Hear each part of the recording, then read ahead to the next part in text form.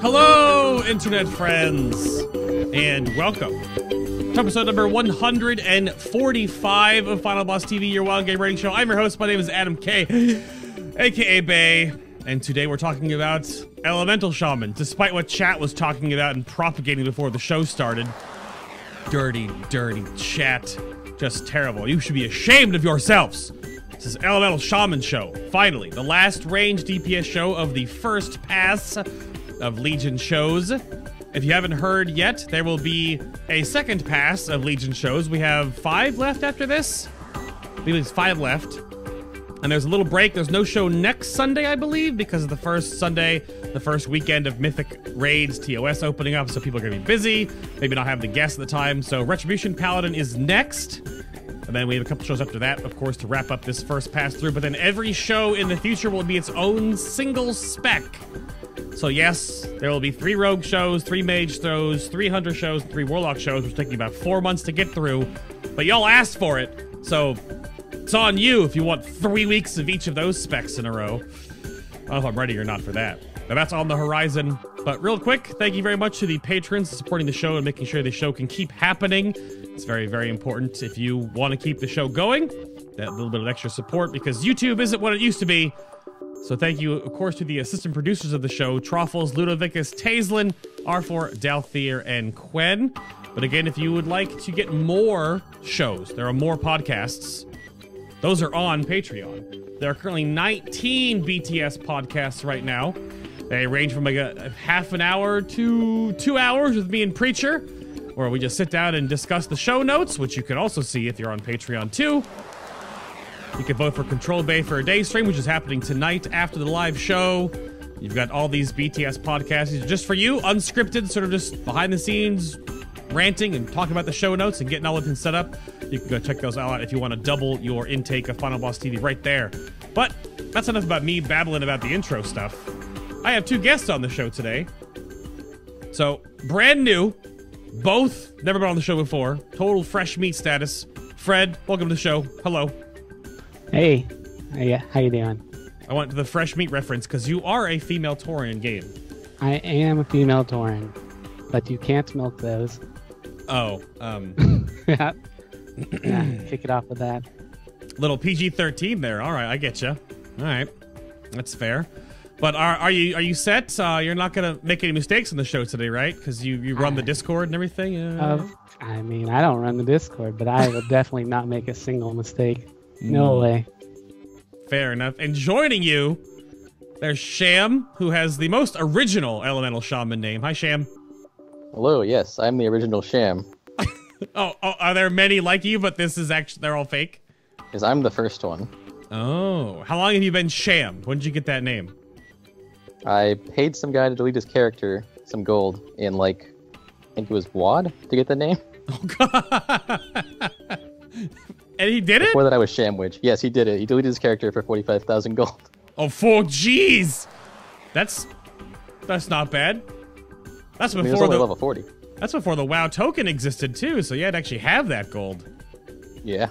Goodness me. Well, that's quite a backstory on that one. Did you? What was you said? Shamwich was your name before? Yeah, it was a sandwich pun. I was Shamwich. Well, I mean, that's fair. I'll allow that one. Were you a female dwarf the whole time since inception? I've been a female Draenei until like Tuesday. And now I you're switched for the racial. Okay.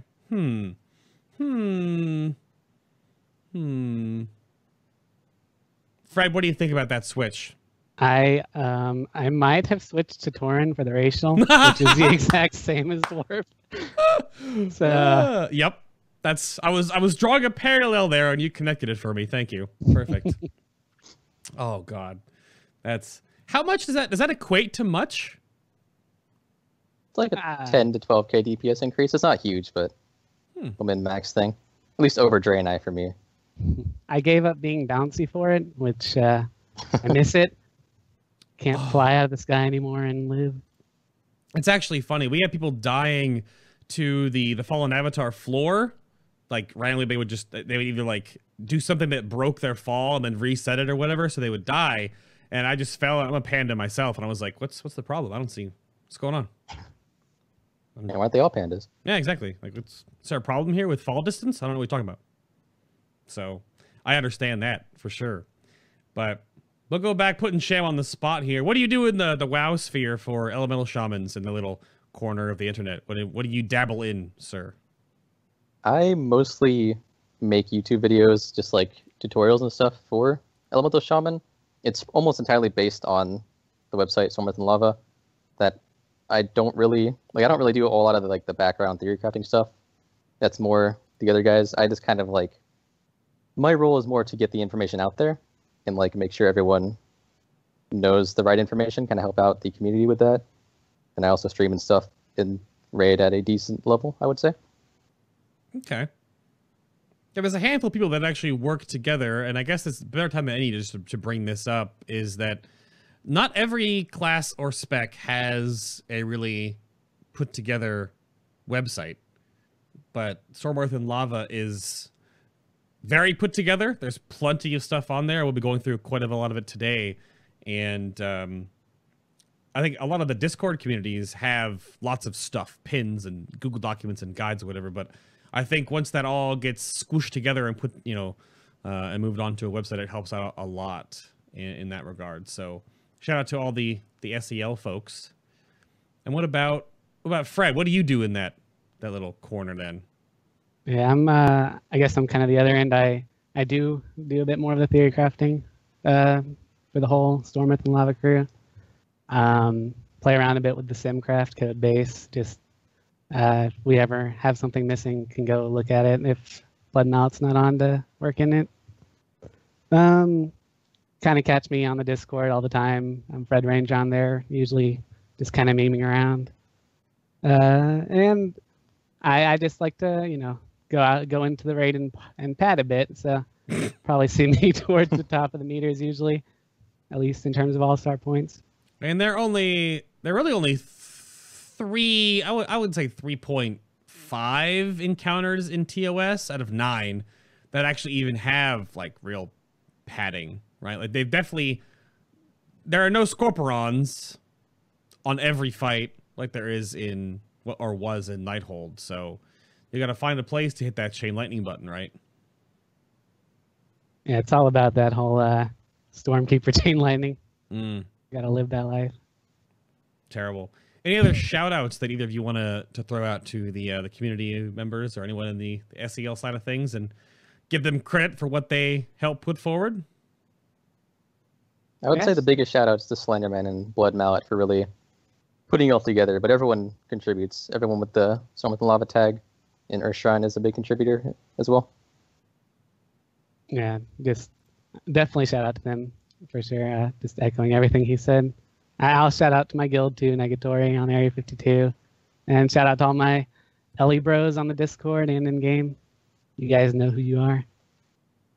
There's 12 of them, right, though, because Elemental Shaman's a dead spec. All 12 of them. Yeah, that's what I thought. Yep. See? There you go.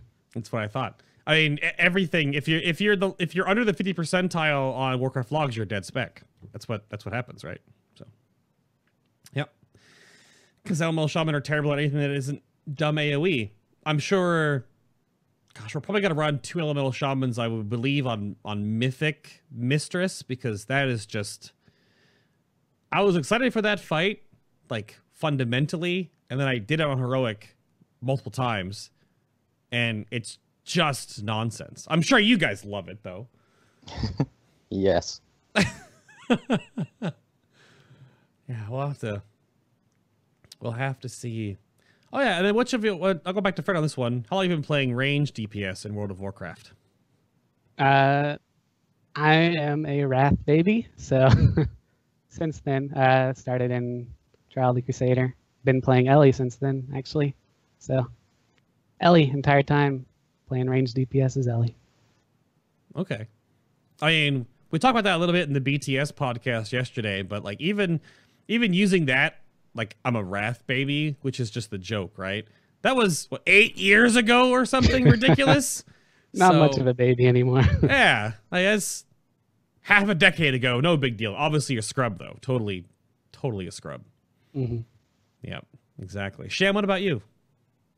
I played a Blood DK until Kata, where I went Arcane Mage, and I actually only started raiding because of LFR coming out, which is kind of contrary to what most Mythic raiders would probably say, but I started as Arcane Mage and then went to Disc Priest for most of MoP, and then swapped to Elemental Shaman strictly because I liked the Overload look.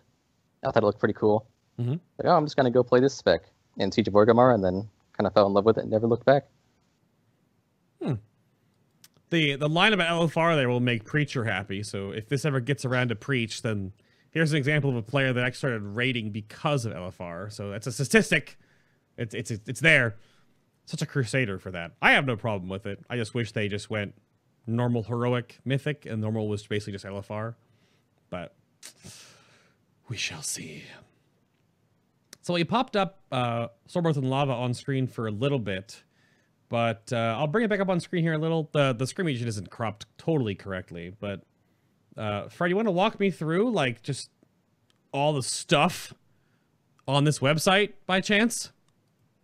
Oh yeah, I'll go through the entire website real quick. The whole thing right now. Let's go in 5 minutes.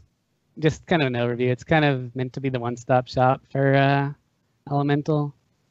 Basically, we've got kind of anything you would want, where we got like talent suggestions, rotation suggestions, what stats to get, kind of just the whole 9 yards. Anything you might want to know. And then obviously, if you can't find something, you can come ask us. We're usually pretty available. Oh gosh, I'm on the FAQ right now, and there's the "Can I have the pawn string?" question. Yeah, that's interesting. Did you guys didn't cannibalize? Well, didn't cannibalize, but you don't have my video on here about. Oh, you do. I didn't even know this until Friday. I think all the different shamans have like taken my Pawn plus Simcraft video. Yeah, the 10-minute walkthrough on how to use Simcraft and Pawn. So there it is. That's funny. Yeah, you got the potions. Why isn't my fire elemental attacking? Should I turn off fire elemental's AoE for single target? Does earthquake stack? Good stuff. But yeah, talent, rotation, stats and gear, legendaries, trinkets, artifacts, simulations, weak auras, and the FAQ. Is Bink just made this gigantic, like, for every spec Google document that is all about like secondary stat like scaling values all over. It's have you seen this thing? Yeah, I saw it on, I think, Reddit maybe. Oh, I put it on Reddit, really? Oh goodness. Yeah, I just linked to his page and had those nice little graphs for every single stat, every single spec, I guess. Yeah, well, it was a huge stack simulation of every secondary stat and where like their plateaus and where they meet and all this. I don't even know, over tens of thousands of iterations to find that out. And it goes all the way from like 0% to 100% on every single one. So it's funny to see where the math right now like syncs together and what. I don't know if that's on the, I don't know if that's on here yet, but it's in the Discord. He posted that there, but it's huge. If you're into secondary stats and their stacked scaling values, that's crazy. But, oh yeah, and then I wanted to ask, Icy Veins, updated for Elemental? Good secondary side resource, possibly? Is that looking good for you guys? Yeah, right now it's up to date, so they kind of work with us right now, so it should always be up to date, at least at the very most, like a few days after ours is. Okay. So it's a good option. People always usually ask, and they get weird about Icy Veins. Everyone is always like, oh, it's always out of date. It's crap. But if it looks fine, I mean, Trinket notes. This damn Trinket, we'll go into that later. Yep. So yeah, that looks accurate. If I see that Trinket way up on top, sure. But outside of that, recent patches, as the show moves forward right now, we're not really going to talk about 7.2 as much because we are in 7.2.5. I will give a little nod to 7.2 and a little nod to Tier 19, but for the most part, we'll move past that. So I didn't really find anything major in 7.2, other than that's when we got our new artifact traits. So I'll leave those for a moment, and we'll move into those after the rest of this stuff. But in 7.2.5, Earth Elemental got buffed. Hooray. Oh, yeah. Perfect. Stone Bro, he's nice and tanky now. Is he actually, like, does that actually feel... He's actually really tanky now, but that's also potentially a downside because if you use him, he goes and pulls everything. Well, I mean, that's what he's supposed to do. Do you like that you have that as, like, your only means of face tanking anything in the open world? Because you had, like, the Stoneclaw Totem nonsense back in beta, but that was just... Ugh. So, Stone Bro works fine, right?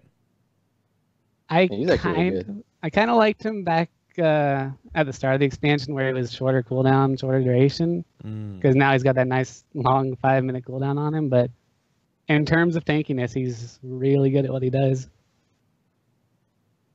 Okay. It was a ridiculous buff. Yeah.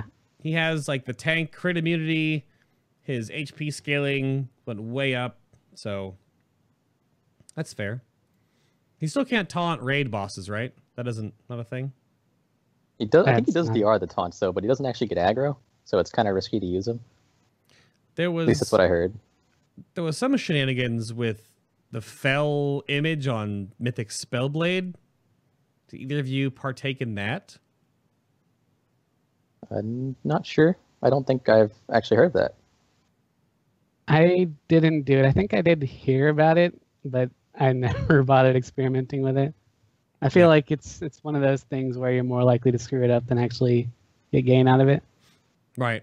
I know I was talked about it. I was shown like a video of, because when it spawns, you can Earth Elemental and hold it in a corner and it will stop. It'll take like one full slash. Before it was buffed too, so it's just weird to bring up Earth Elemental in that regard.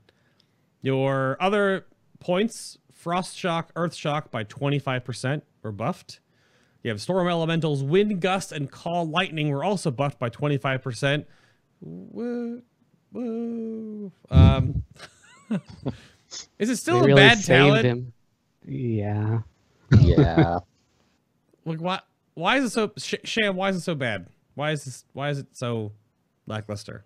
It just doesn't do enough. It's up until this patch, it was actually a DPS decrease to click on. Like, you wouldn't want to talent into it. What? You'd lose 30,000 DPS by talenting into it. Now it's a DPS neutral for most builds. So if you really like the animation, you weren't going to use any talent. I guess you can now safely use it. There was a period back, I remember from beta testing, I put like 6 to 12 hours in every spec and made 2 videos for every spec. That was a year plus ago. It was so much work, but there was that neat summoner spec that Elemental had. Do either of you miss because you can have Lightning Elemental, Fire Elemental, your little baby Fire Elementals out, and then when you Stormkeeper, you got like the Ascended Lightning Elemental for a moment too. You have like this suddenly a pet class, Elemental pet class for like, a minute, ish. But I think it looked neat, but any of you have any strong feelings about the Elemental pet class stuff? Is that a thing? I mean, I thought it looked kind of cool, but I didn't really like the idea of it, like gameplay-wise. Yeah, I'm kind of on the same page where it's nice to be like an Ellie Shaman with a whole bunch of Ellie pets running around with you, but in terms of actual gameplay, that just means you've got a bunch of damage coming from things that aren't actually you. Right. Well, yeah, I mean, like, there's now, like, the talent, like, the Storm Elemental itself, like, it replaces Fire Elemental. So that's why I didn't understand how that would be a DPS loss if it's a talented replacement. I don't know why. It's a replacement, just did less damage. It's kind of dumb. Blizzard math, I guess. I don't know why it would do that, but the big one that just happened though in 7.2.5 is, and this will tie in rightly to the 7.2 artifact traits. We'll talk about both of these together. Is Earthquake damage buffed by 55%, and the haste scaling gone. Which I personally miss. I mean, maybe many of you probably do, because of Earthquake would proc Sephuz on the knockdown, which would then give you more earthquakes, really fast earthquakes. It was great for Mythic Plus, but that's all dead and gone. Fred, you want to open us up? Then we'll start talking about this whole topic, this can of worms with Earthquake here. Yeah. So the whole haste scaling thing being removed kind of had a negative gameplay impact, at least for me, day one, because it was really nice to play around that Cephas proc and Whispers procs and just kind of any haste proc in general, because you would reactively use your Earthquake and just do a ton of damage. I think in the end, it might eventually be a good thing, just because we did kind of have 2 points in this expansion where Earthquake passed Earthshock in damage, just because it scaled with more things as a spender. So it does allow them to balance it a bit better. But right now it's kind of looking like it doesn't. I don't know if we're going to talk about that later or not. Well, maybe we can talk about all of Earthquake stuff now. We'll bring up, we have an RNG session we can go through later, but it was, so a big component in changing sort of the Earthquake paradigm was your new Golden Dragon, which is Seismic Storm.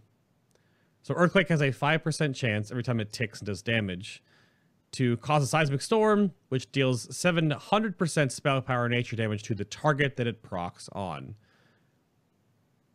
So do you think this was the main point, that haste scaling was removed from Earthquake? Because there's a break point, right, where you get enough haste and you get extra ticks, correct? Or there was. Yeah, that's how it used to be. It was every 16.6% haste you would gain an additional tick of Earthquake before this patch. And I guess, yeah, Seismic Storm was probably the reason that it got brought above Earthshock, because it added a lot of damage. It was basically a 50% increase in Earthquake damage when it got when you picked it, pretty much. But it was also kind of a good thing, because back before we had it, Earthquake was kind of starting to lose to Chain Lightning in terms of damage, so we did need something to bump it up a bit.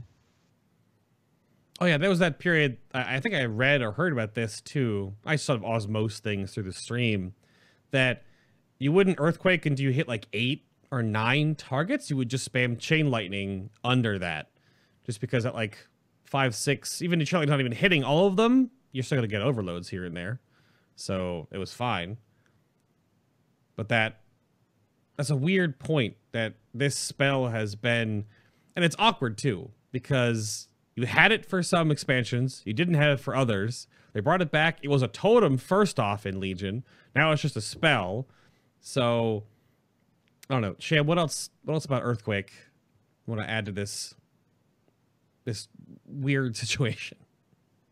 There are a couple like other downsides of the tick removal. Part of it's the knockdown chance. Right. That was a huge thing for us in Mythic Plus.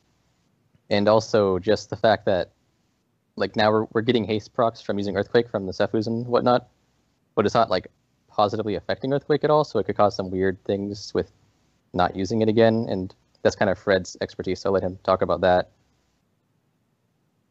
If we're going into that right now. Yeah, sure. If we want to talk about that right now. Sure. Yeah, so I've kind of written a pretty long forum post on the whole Earthquake versus Chain Lightning situation we're in now. We kind of had our back and forth with Sigma towards the end of the PTR cycle, and that's kind of where we ended up on that whole 55% number for Earthquake.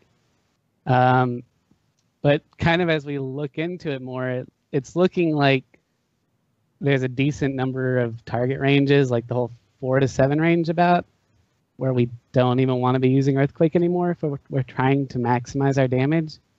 So in that sense, we would actually just be sitting there capped on Maelstrom, spamming Chain Lightning. Yeah, I brought up your post right here. It's your Elemental AoE post 725. that you put up just about a week ago now. And they have normal rotation, like 5 targets. Then you have chain lightning spam. Then you have 10 target normal rotation, chain lightning spam. So what this means is that does normal rotation mean putting down earthquakes, doubling them up to make sure you're dumping your maelstrom, getting it's just dumping at 50. Right, sure. Well, dumping at 50 unless you get an overload, and then I always love, because I play a little Elemental Shaman for Mythic Plus, I did a lot more with Cephus before because it was easier, but you get like the super rare Quadra Earthquake. The first one you cast normally is fading when you cast the 4th, but you cast the 1 chain lightning, drop 2, 1 more chain lightning, drop 2 again. Like, but it's not going to happen the same way. I mean, you probably could clip them easier now if you get lucky, but this is weird that 5 targets, it's better just to chain lightning spam. But you need, is 10 targets really the break point now for normal? It's not or is 10, it's kind of the 7 to 8 range, depending on if you're using the bracers as the break point. So you need a decent chunk of targets to actually switch back. Right. And at really small targets, you do still want to use Earthquake. It's just kind of, it's closer to single target than mass AoE at that point. And for that, your chain lightning's not overloading nearly as much because your chain lightning can overload off of each target it hits. Right. So the fewer targets you have, the fewer overloads you're going to get. So it's a bit weaker when you have smaller targets. You have all these, the downside points here. You have all the sim sources if you want to look through that and dive in. I posted the link in chat. Of course, if you're watching this on YouTube or whatever, it'll be in the description box as well.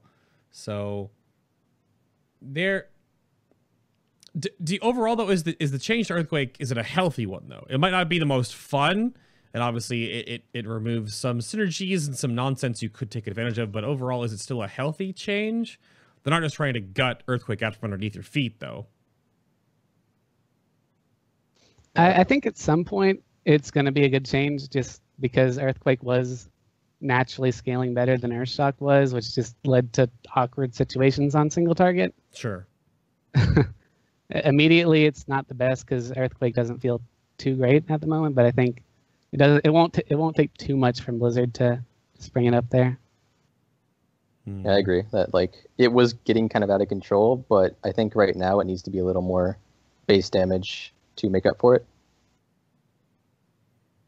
So it needs a little. I mean, should they buff the base damage or should they bring Seismic Storm up a little bit?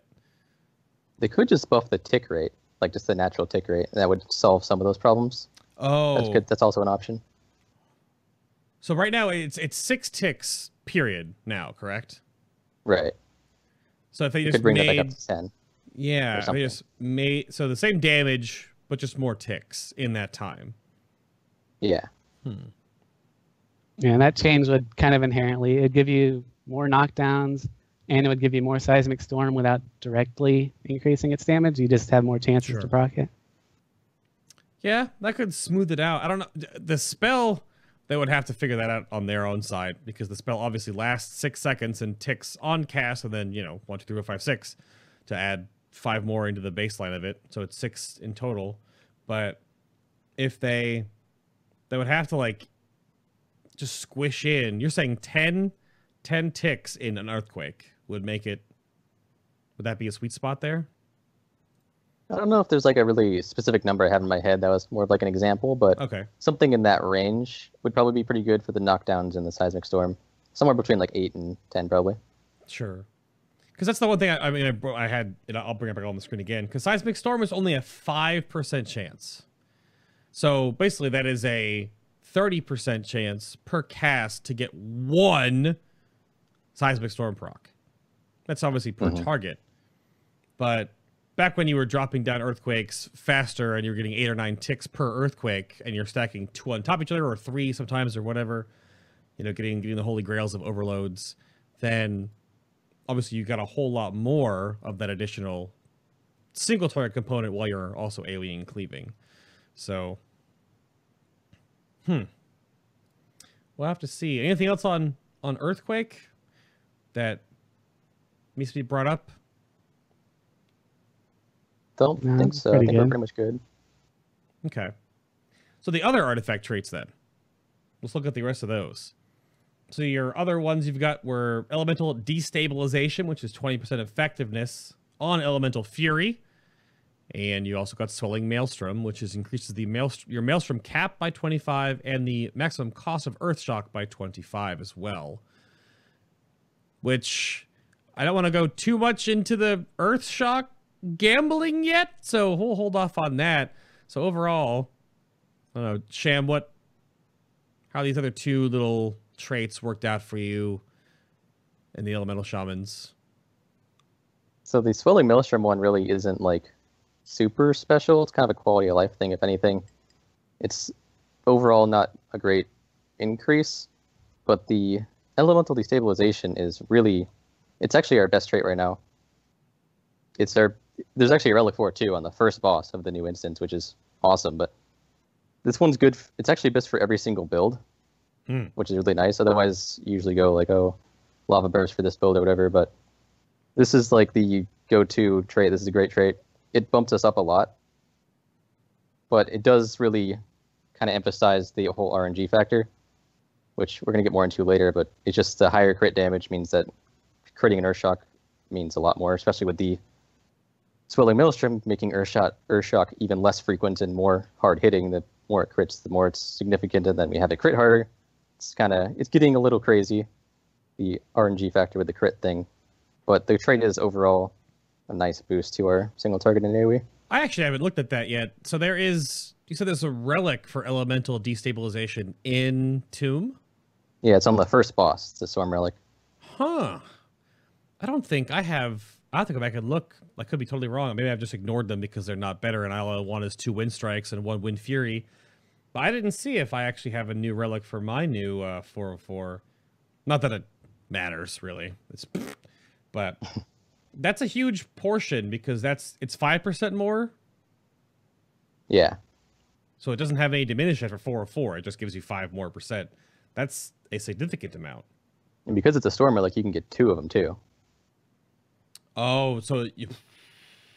Bring up to a 30% total. Yeah. Yeah, I think right now, even my crap elemental gear, I'm seeing Earthshocks with Swelling Maelstrom. I just get Paragon on my off specs, then just move on back to enhancement. But I've seen like 3 million Earthshocks right now. Do you guys have any crazy stories about how big have you seen Earthshocks? I'm sure you have. Have you broken like the 4 million? Yeah, probably closer to like 4.5 with the 4-piece using a during an LE focus. Sure, okay, 4 million, 4.5 million. A little better than my elemental gear. No big, it's fine. It's fine. Just hand me down elemental gear anyway. Even chat, yeah, biggest 4.5 million for 1 button press. That's at max Maelstrom though. You're not. That's at 125. Yeah, it's up there. Okay. With LE focus up, and it has to crit, of course. Sure. Usually during like your potion in potion as well. Is there a lot of things? Because how much damage now is in elemental focus? Is there now a new? I was gonna say another focus, cause bad pun. There'll be some puns on this show, all right, chat. Don't freak out. Is there a new focus on actually putting different spells in that window now? Like, are you actually paying more attention to elemental fury at all, or like, is there anything you work around with elemental focus? Is like, do you talk to me about that? You kind of just let it passively help you. There's nothing you can really do. Okay. Unless you're playing Ice Fury. Ice Fury, you can try and game it with the Frost Shocks as long as you don't run out of charges. Okay. Because I wonder about, like, with so much bonus damage on critical hits, you wouldn't just want to throw out nothing during that. You wouldn't want to just throw out, like, just base lightning bolts. If you have the option to put something else in it, so okay. So Ice Fury maybe is only main one. Yeah, Ice Fury, you've got that set 15-second duration, so you can kind of pick and choose when you're using your Frost Shocks. Sure. So you kind of pick LE focus. Okay. Fair enough. Anything else about any traits or anything that changed? We do have, let me see where that went here. You have your path. There it is. On, again, on Storm, Earth, and Lava, because everything is on that website. You have your, if you're new, this is I commend you for having this picture made so fast during the PTR cycle back in 7.2, because this is the old image that had the stupid, like, circle way up in the right corner, and then it just went down around the whatever, before we had the little neat little circles. But the path is still correct, right, for the artifact? One change is Seismic Storm, probably, as of right now. Oh. You wouldn't want to go for it, really, because you aren't really using Earthquake very much. Oh. So would you just replace, like, the lava burst damage as, like, number 4, essentially? Like, move on past it? Yeah, you would push the golden down if you're choosing to not use Earthquake. Okay. Fair enough. But if you're new to Elemental and need to see the trait leveling, even right now, there's not really much, like, waiting for it. You get 26 immediately, and because 26 to 40 is, like, 3.5 hours per rank, like, within the span of a few days, your ult has 40 artifact knowledge, and you do, like, 3 world quests, and you're at Paragon Circle. So it's just done. But if you need that resource, that is there. But does anything change with... So... No relic switching around or anything like that you guys are focused on? It looks like 2 storm relics will be elemental destabilization. So what is your last relic slot then? Are people looking for your frost relic in Tomb? The big one we're looking for is Kill Jaden relic. It's Molten Blast relic, which is lava burst crit damage. Sure. And just because it's a Kill Jaden relic, it means it's going to naturally have a higher item level. Huh. So that would be, you'd have 10% bonus crit on lava bursts and an additional 30% from elemental destabilization. How much bonus crit is that in total for lava burst then? If that's taken all into account? A decent amount. Because you also have lava imbued, 12% more. Oh. Yeah. That's true. Goodness me. That's a lot. It's a lot put into one spell, of course. So we'll have to see how that works out. So let's move on to spending Maelstrom. And I was going to bring this up.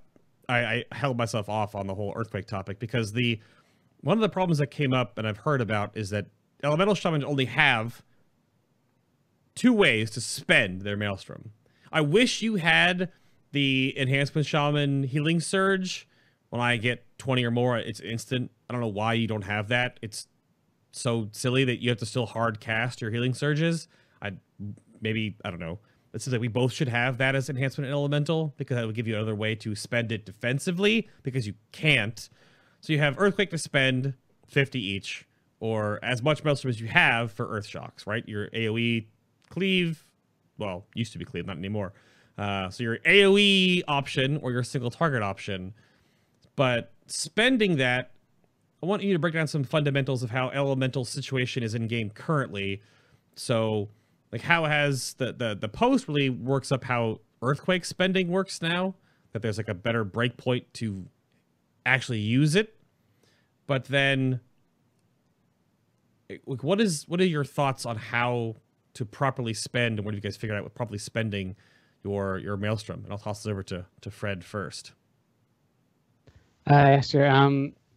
So single target, our spenders, Earth Shock. We kind of also have Flame Shock in there, but oh, that's right. You're totally right. That's totally right. So yeah, Flame Shock. Outside of on the pull, you want to be spending it at 20, just because it'll give it the maximum duration. Mm-hmm. Earth Shock, you want to be spending it 111 if it's going to beat out a lightning bolt, or 117 if it's going to beat out a lava burst. Just that's kind of how the damage works out, because it spins an entire Maelstrom bar, and those 2 generate Maelstrom. You kind of want to spend it slightly below a capped bar, just so you don't end up overcapping your Maelstrom. Okay. And AoE, you dump on Earthquake. It kind of doesn't matter what the Maelstrom is, but according to that post, also it's within that whole 4 to 7 target range, you just don't spend at all. So on big AoE, you're just going to spend it at 50. In that 4 to 7 range, you're not going to spend at all if you're trying to maximize damage. So you would, and you elaborate more of this in your post, so you wouldn't even just throw out like Earth Shocks or like a priority target, Because there's that you could technically, like Enhancement Shaman with Crash Lightning, I turn AoE into bigger Storm Strikes on a priority target. But that's still just in the rotation. But if you are tunneling in Chain Lightnings on 3 or 4 targets, which mathematically you don't want to like throw down Earthquakes if there's no reason. If they can't be CC'd at all, like boss mobs, again, we'll use Mistress Sasveen as an example. If it's better to just chain Lightnings, would you still dump your Earth Shocks into her or the priority target kill Eel? Like, or you just spam channeling? What do you do there?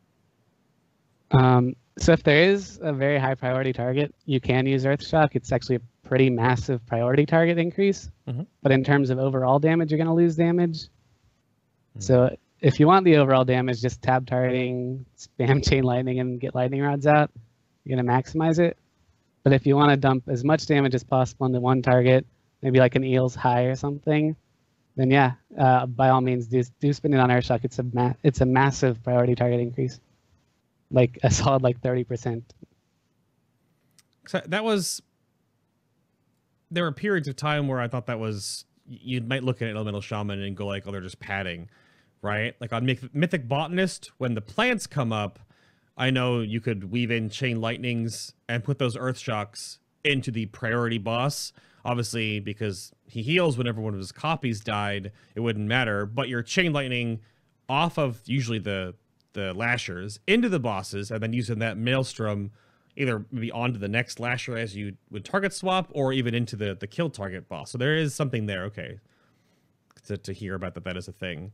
There's just, is there an amount of targets you worry about, or just depends on the fight? It mostly depends on the fight. I mean, like I said, it is gonna be an overall DPS loss to dump into Earthshock, but it's gonna be a massive single target increase. So if the fight says prioritize this target, you prioritize that target, you dump an Earthshock. Okay. Yeah, that padding stuff gets brought up. But again, I think that it's shifted slightly because the 3.5 fights I'll talk about if we bring this over to Sargeras level is obviously there's Murloc AoE on Harshatan. There's non-stop Eels plus Murlocs on Mr. Sasveen. There's the adds that get added into Mythic Inquisition and the Shadow Reflections on Kill Jaden. So outside of that, there really isn't like nonsense AoE in there. It's like 3.5 fights. And each, I think, has a different priority on what dies or how it's supposed to die. So what have you found out, like some little tips and thoughts about that priority on the fights you've done so far? I don't know, Sham, what do you... Oh, I guess, yeah, chat brings up Desolate Host, but I mean, like, the Earthshock is really good single target, as he said, but there's also, like, the Lightning Rod factor, where if you can get a bunch of Lightning Rods up and just spam Chain Lightning, you can do a ton of damage, everything as well. So it kind of depends just, like, how important that one target is if you're doing a boss like that, or how important getting things on all targets are. Okay. Yeah, cleaving off of the boss into the adds, then funnel damage into whichever target you want dead.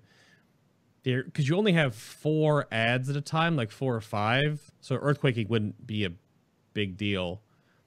But in that case, you could chain, because you get more chances to get overloads, to get more Maelstrom, to then just Earthshock either the High Health Templars, I guess, or the Soul Engine's face. Usually ranged are the up top phase on that. They're not downstairs, depending on what strat you want to use. So yeah, even if the ads like weren't at all important, you would still chain lightning just for the Maelstrom. Sure. Like for example, even on Gul'dan's last phase, the Illidan phase, on the parasites, even from ranged, it was a pretty big DPS increase just to continue casting chain lightning. You get a ton of Maelstrom, you can get a lightning rod proc. The lightning rod, even if they absorb the damage, it still counts towards the boss. Because you wouldn't, if you don't know about the mechanic, the parasites you're talking about, you have to be in a little purple circle. They're very close range melee circle to actually do damage to them. Would you actually move into that range to then chain lightning, or use chain lightning just because it hits them and it gives you the resources anyway? You can do either one, but both are worth doing. Like even if you aren't actually dealing damage to them, it still generates so much Maelstrom that it's more important than a lightning bolt would be. Okay. And you bring up Lightning Bolt. So now here is the other side of this coin, the overload issue. And I have like a small situational quote from Amber, my Elemental Shaman, and you talk about Mythic Gul'dan here. We've had a few fights right now where basically if Amber had great overloads and did amazing damage, we'd always wipe. Because she could never have a really good chain of overloads that worked well for her, because it's so swingy, she'll either be nowhere on the meters or the top. Like a huge margin, because you can't control overload, right? That's just the nature of an Elemental Shaman.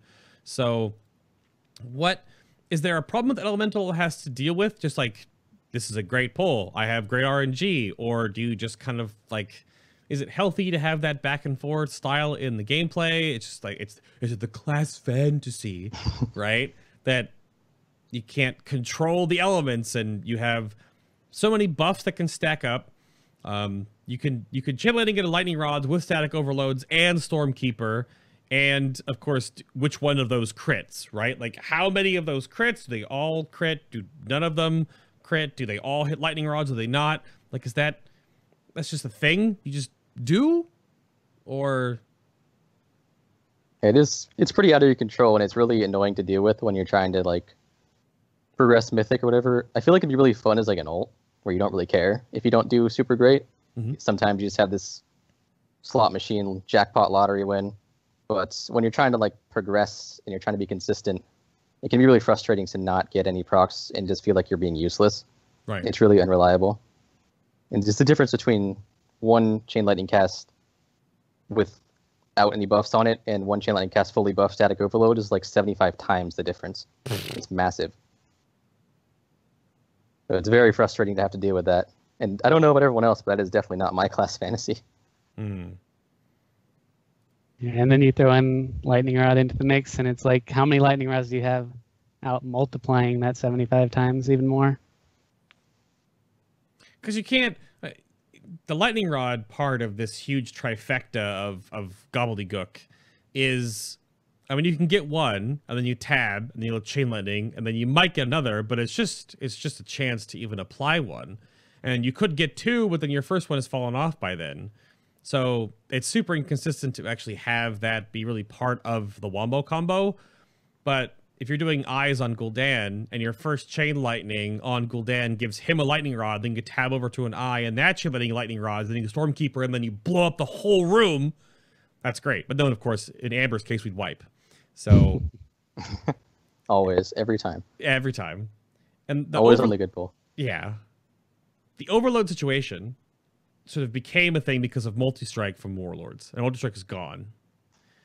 Which I would say like 95% of everyone in the game is fine with multi-strike being gone. It was just crit, basically, just weaker crit.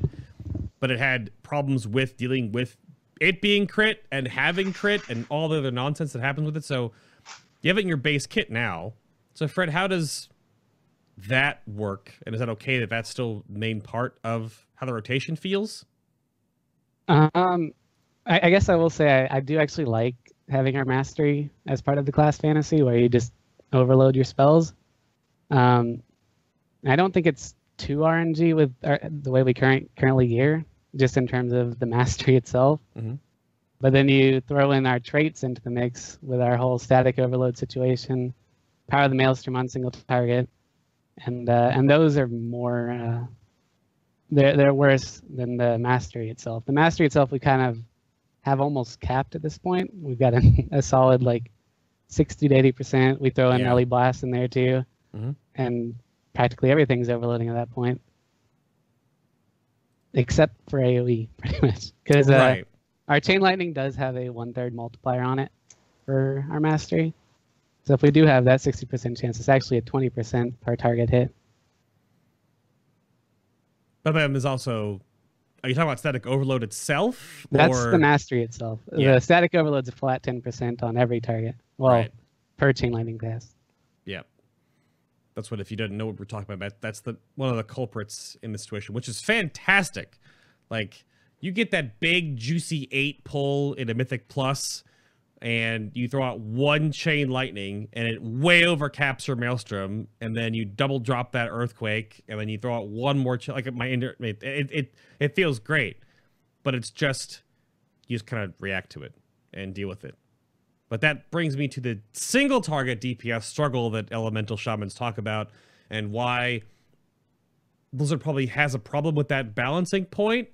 Because you could have some pulls on single target where it just like you got everything overloading, you've got your higher crit rate modifier, you've got whatever you need, and it feels great. But is there anything that you think of or you suggest? You guys have talked about fixing the single target struggle with that inconsistency in RNG. I don't know who wants this, Sham, Fred, either one of you. I don't. This has been a long, ongoing thing. Yeah. I haven't really talked much recently, so I'll take this one. But sure.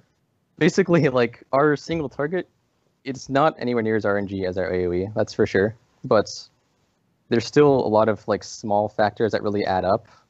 Like lightning rod can add up, or gloves procs can add up, boots procs can add up if we have those.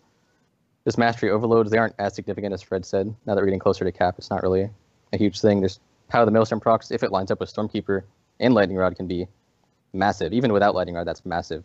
Mm-hmm. Like especially on fights like, for example, like Maiden, where there's a damage part that you're saving your cooldowns for. If you get a Power of the Maelstrom proc there with your Stormkeeper, you're going to do like incredible damage. But if you don't, you're just kind of meh. So the biggest thing they could probably do is just they could nerf the ceiling. Like they could make the procs not do as much, but they could make them higher chance, or they could just like scrap them, or they could just There's a lot of things they could do to fix it. But the problem right now is they can't really. They're afraid. I think they're afraid to buff us overall because the ceiling would be so high. Mm-hmm. We could be so incredibly powerful if we had the stars align, but without good RNG right now, we're pretty mediocre. Is our issue. Right. There's a lot of little things, and if you are playing Elemental, you've looked through and you know what you gain from your artifact, and you know how different it feels. Pull to pull to pull, and consistency is always an issue that raiders talk about. And I've actually talked about this on stream recently, where people ask me why I'm wearing the trinkets I'm wearing, or what my thoughts are going into the tier, and it's always about consistency, because you want each person to contribute the same amount, or roughly the same amount every pull, for breakpoints or for transitions or whatever. And if you keep having this huge swing of 3 or 4 to 10% difference every pull, that's not really helpful. And that's just sort of, I don't think there's any other spec that really has this much swing other than like Outlaw. Like Outlaw obviously has huge swings, but Elemental has huge swings. There's some RNG and Havoc maybe, but adding the whole gloves and boots into the situation just makes the swings kind of ridiculous. Well, on single target at least. They weren't as bad last tier in terms of swinging on single target. Right. On AoE it was horrible, but now that we've got those new legendary combination, the whole gamble build that we're going to talk about, we've got that big swing. We got I think it's something like a 300,000 DPS gap between our top and our low end. Okay, sure, that's fine. That's only 30-ish%. I assume you're probably sitting at around 1.2, 1.1 million like constant, right? So you have like a 300,000 up and down from there. Yeah. It's a little much. But hopefully too, they confirmed in the Reddit AMA the other day that they are working on spellcaster animations. Because the one thing I was gonna bring up bugs and tomfoolery with Elemental Shaman next. The one thing I still don't like, because I have like 80% mastery, I think, in my gear, is the animation for Overload is just like the animation like finishes and then clips and repeats. And it's so, because your character is like breaking their back or their arms or their shoulders, because it just looks goofy that it happens right after the spell finishes. And I don't know why they did that, because they had the animations before in Warlords where the spell just like flew out as you cast. Or like the little ones like flew past you with the multi-strike animation. That's gone though. Hope they fix that. Because that's just silly. Other than that, is my one gripe. Any bugs or anything else tomfoolery-wise with Elemental that can be brought up? Any wonky business? I I guess maybe on the topic of the gloves, now that we're actually using them, if you're casting a lava beam right as your gloves are expiring, don't do that because it'll just get canceled and not actually happen. So that's kind of a interesting bug. Oh, it'll cancel the spell you're casting? Yeah, well, you lose the spell because you drop your ascendance, so you don't have lava beam anymore to finish. So you just get canceled. Okay. Quite annoying. So you have an ascendance problem because enhancement has the if you hit storm strike / wind strike too fast going into ascendance, it'll put the full storm strike cooldown on, and then you can't hit wind strike. But this one will just kill spells. I guess because the spell is technically gone when the buff wears off, the game can't give you the spell to keep casting, but it slows you off and it kills your global and you have to restart a cast. That's okay. Yeah, gross. Is that about it though? One little, like, I don't know if it's actually a bug or not, but one thing that's been kind of frustrating me sometimes is if you cast Elemental Blast and it overloads, ideally you get, like, Mastering Crit, right? But sometimes it'll pick the same stat and it won't actually give you anything extra. It'll just refresh it. So, like, sometimes the overload benefit is completely gone outside of the damage. I don't know if that's a bug or not, but it is quite annoying when it happens. Well, like if it picks crit twice. Is that it can do that? I thought it always wanted to pick 2. I can pick the same one twice, then it doesn't actually give twice as much. It just refreshes it. Oh, that doesn't sound right. It should. It's a weird. Okay. Anything else? Yeah, I guess I have another one where so right now most people aren't really taking Primal Ellie, but if you do have Primal Ellie and you're out world questing with your Stone Bro, if you do summon your Fire Ellie while your Stone Bro's out, he'll just disappear. It'll always prioritize your Fire Ellie. But they're supposed to. You can have them both out at the same time. I thought you can without Primal Ellie, but Primal Ellie turns them into pets instead of guardians. Oh. And at that point, Fire Ellie always wins. Oh. We also had that problem originally with our new tier set before they made it so the ICD and all that. You could have, like, you could go Primal Elementalist, and you would try to put, like, a second one out. If the first one was still out, it would just go on cooldown and not drop the second one. So it just kind of screwed you over there. We probably won't see that anymore, but it's like a little thing where the Primal Ellie thing is just kind of annoying in that case. Okay. But those all seem like, yeah, because you can't have 2 pets unless you're a Beast Mastery Hunter. Then you can have 17, or an Unholy DK if you take Rasputin. But no one takes Rasputin. Sorry, Rasputin, you're just not good. But all right, but some of those sound like the way that the spells are coded like restrictions. Like the Elemental Blast one is real dumb.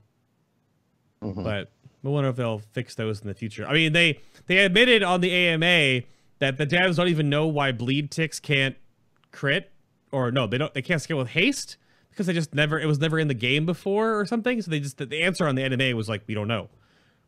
Really? You don't know how something that, but apparently like an old developer, one that's not there anymore, made that, and they haven't gone back and rejigged it.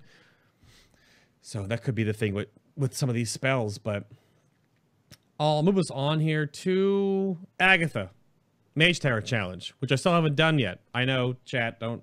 It's. So you have a bit of a video that you put together on this. This was made when. Let's go over to Sham. This was made when it first came out, but you both done this. How you did it so long ago? You don't have another shaman you can do it on again. But what did you think of the Agatha Mage Tower Challenge? Sham, what did you think first? It was pretty fun to try and figure out the mechanics of it, and kind of it was like progressing without any dungeon journal or boss mods or anything. You just had to figure it out yourself. I thought that was pretty fun. I was kind of disappointed I couldn't go back and do it again to make the video better though. But basically, like, the fight kind of emphasizes our strengths. There's a lot of AoE with around 5 targets. And then there's some single target, but it's usually not super difficult to push it, especially not with Lightning Rod, where you can get the Lightning Rod on the boss and hit the imps with it. The boss itself, I feel like it was probably harder for us than most specs, because they may have overestimated our AoE a bit. Like our imps had like 3 times as much health as fire mage imps. So if you didn't get the right proc, sometimes it could be a little bit more challenging. It was kind of like one big thing I loved about it was that it encouraged using cooldowns you wouldn't normally think about using. Like you would spec and do Ancestral Guidance, and you'd use like Earth Ellie to get the imps to attack him instead, and little things like that. You'd also use legendaries you wouldn't normally think about using. Like the best legendary in this by far, in my opinion, was the Pants. Something that everyone before this, they hated it because it just wasn't very good in like a raid scenario, usually. Mm-hmm. But in this scenario, like you're constantly taking damage, and if you stop and cast Healing Surge and you're not super geared, you're going to end up falling behind. So you could sit there, as long as you just didn't stand actually in something, you could just stand there and constantly heal up, and Pride Dash was great too. So I think it was actually it was a pretty cool designed fight. There were some small things I didn't like about it, but overall I actually really enjoyed it. Looking at your damage breakdown at the very end here, and this was from when it came out, so you made this video, like you said before, where you wish you could go back. Hopefully they add an option that you can just go back and do them again. I want the option to try other ones as enhancement to see if they're even possible for like bragging rights. That'd be a lot of fun. They're on this whole evergreen content kick, but you do this once on one spec and it's gone forever. Mm-hmm. So hopefully they bring us the ability to actually just do it again or do other ones just for fun, because they're just gone. But your lightning, your chain lightning and your overloads are like 25%, 35% of your whole damage. And just from flame shock, and that's your breakdown. It's very AoE heavy, and you're wearing the pants, and are you wearing the necklace too in this, or? I was wearing Sephu's as my second. Ah, because my strat was just to constantly AoE. That's before Earthquake was changed too, though. So. Right. Yep. What'd you think, Fred? Any different opinions on the fight, or? No, I definitely agree. I actually ran the same exact legendaries he did. The pants were just an absolute godsend on that fight, where you just stood still and ignored all the passive damage pretty much. Yeah, a lot of it just came down to get some decent lightning rods out, AoE the imps. If the Umbral imps are out, make sure you're killing them because the boss is immune. And yeah, other than that, it was just kind of fix your camera, because those boulders like to sneak up on you and make you go crazy. It looks like it's I haven't kind of done it yet. The cave, like the little shallow cave you're in, that reminds me of playing Arranged on Tectus, where you really didn't have a lot of camera freedom because it's all squished in, right? You're in this little tunnel, so you can't even like really move it out or around or behind you. Like where you have it behind you is basically almost like level with the ground with your character, but. That's always the fun part. When I play a melee and I have really no problems with my camera, and then I play range, and if there's any wall behind you or any sudden wall behind you, and then you just can't see anything. But that looks to be interesting. Also, the meteors spawn like in her. I've heard there's a strat where you can wear pants and magnum opus and just stand like behind her butt, and the meteors can't hit you, apparently. Is that still a thing? You can't try it again, but so the Elemental Shamans tried it? Yeah, actually, I don't know about that one. If you can just cheese the meteors and dodge them all. There might be a place to stand and you'll just dodge them all. That's typical. That sometimes happens.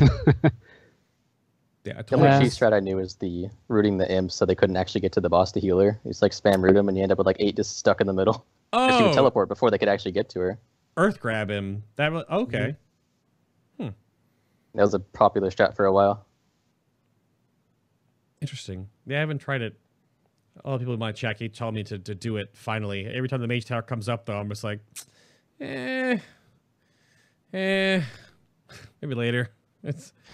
So I've only done enhancement and havoc myself, but apparently too, the last mage tower that came up, the command center was still active, and because you're fighting her in a phased area of a regular part of the world, I think you're in Azuna somewhere, right? Mm-hmm. You get the world buff from Azuna during the mage tower encounter, which made it much easier, I was told. So yeah, the command center buff was working. So you can also use like other world buffs like the Fire Ellie or whatever in your order hall. You click on him, get the 10% stats, and as long as you actually Hearthstone to the area, because there's, for some reason, somewhere in between Dalaran and Broken Shore, there's like an area that's not considered the Broken Isles, so it'll fall off. But if you Hearthstone there, you can keep the buff and go in and kill Agatha with it. You can also use food buffs like, I'm trying to remember what it is. It's like the omelet or something. Something omelet. It was the omelet. Every time you kill something, you get like 10% haste that sits there for like a minute. It makes it so much easier. 10% haste and movement speed, actually. Oh. Yeah, so there are some cheesy things that came out. I haven't done any of that for the other two. I mean, I don't know if the Command Center buff would work during Sigrin because you're in the Halls of Valor, you're not in the world. And it won't work for Havoc because you're in the Eye of Eternity, for crying out loud. So it's funny to see and hear what people have done when the Mage Tower stuff overlaps. I didn't. A Bear Tartar works too for movement speed. Yeah. That would work in all of them. I think it's just the combination of all these things because it's in a Broken Shore zone. So it works there. That's funny. Yeah, coordinate Mage Tower and Command Center on regular then. Yeah, get get all of them done. Even easier. Only if where you zone is on the Broken Shore, though. Not all of them are there. But anything else from the first section of the show that you want to touch on, or are we good to move forward? I just want to say that when you guys were talking about Maelstrom, I got kind of offended when you didn't mention Frost Shock. Oh, Ice Fury, baby. As a spender, yeah, because the slow lasts longer if you spend it with 20 or something. Oh, it does more damage than Frost Shock. Oh, more with okay. Ice Fury. Well, with Ice Fury, sure. Yeah. But like base Frost Shock, yeah. But you don't use it normally. Like it's like a PvP thing, I suppose. I don't PvP as Elemental. I would get tore up. What do I do? They're in my face. Ugh. So, and I can't hit them with my Doom Hammer. So, usually heal in PvP anyway to keep people alive. But, we'll see. Sham is the hero we need. A trigger alert. Yep. Well, alrighty then. So, after that, we'll move this forward a little bit. I have some things to plug and talk about and let you guys know. If you want more podcasts, the people that are on Patreon supporting the show going forward, thank you very much for that. But that's what they are, by the way.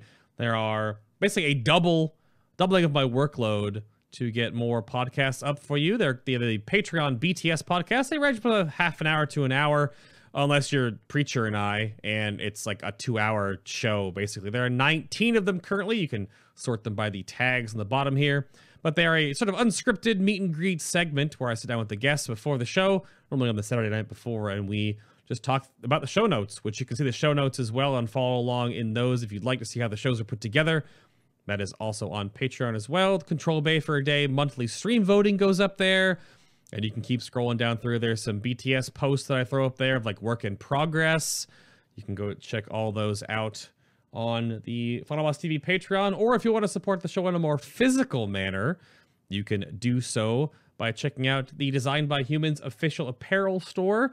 We have a whole bunch of all the art that's been made on these shirts are local artists that are sort of in our little bubble. So Fabelina, Teutron, they're all from our little bubble in World of Warcraft. So allowing me to make more designs with said artists supports them and keeps the show rolling. But we'll have another shirt, one of the commemorative World First shirts for Kil'jaeden. It'll probably be more of a style of the Demon Within shirt, which doesn't have the little guild chibis on there or anything like that. Those were older designs, just kind of moving forward and changing things. The Demon Within shirt for Exorcist's World First Gul'dan is like just very much a Illidan Gul'dan skull sort of combination. But the little final bosses by Fabelina are great. Whole bunch of different styles and things. We have stickers coming soon, hopefully, and other prints as well. We're working on 2 different shirts at the same time currently. And if you've missed any of the past episodes of the show is on YouTube, cut by the entire VOD of the show, and they are put up by years, is the seasons, so that you can miss any of the shows. It goes all the way back to 2013. All the shows go all the way back. So if you want to see where the show came from, there's a whole bunch of old shows on there too, and the specials, like we have the post and pre-BlizzCon shows. You want to go back and see how weird those have been. The end of year specials, the WoW Trivial Pursuit, or the epic WoW Battles of History. Those are all listed there by the years they are put together. And you can also check for the audio-only version of the show on iTunes, Stitcher, or Google Play Music, or on the website if you want to add the RSS feed to your phone or whatever like that. But just look for FinalBossTV on any of those, and you should be able to just subscribe or hit whatever add button on the MP3-only websites, and you can go from there if you want to add it to your phone or whatever else. You can check those out. And thank you, everyone, for listening to the show over this course of this year. I want to look back at the show. It's been 2013. I was like, it's really been that long. And again, if you didn't hear the announcement earlier in the show, every spec show on the future will always be separate. So no more mushing shows together. So there will be an Assassination Rogue show. There will be a Beast Mastery Hunter show. There will be a Frost Mage show. They'll all be separate when we do the second pass and then going forward. So if you want 2 hours of your spec, you got them soon if we're done with this first pass. But that's enough for me. Let's talk about stats and get a little nitty gritty in this, and then break down the Casino Royale spec of the Elemental Shaman. So Fred, you ready? Yeah. What kind of specs or stats do Elemental Shaman want to spec into? And there's a Stormworth and Lava page for this, but if you want to walk me through stats. Yeah, sure. So a lot of it comes down to what talent you're wanting to run and what kind of content you're doing. So like on AoE, we're going to be wanting primarily crit. A bit lower than that is going to be haste, and then burst, and then mastery way at the bottom, just because mastery is not really going to impact your earthquake. For single target, a lot of it's going to be crit and mastery roughly equal. Then burst, then haste, but then there's a whole caveat there where if you have the gloves, haste suddenly becomes a lot better, because that haste is going to be getting you more lava bursts in your ascendants, more maelstrom, which triggers more glove procs, and everything is kind of synergized together if you have a lot of haste.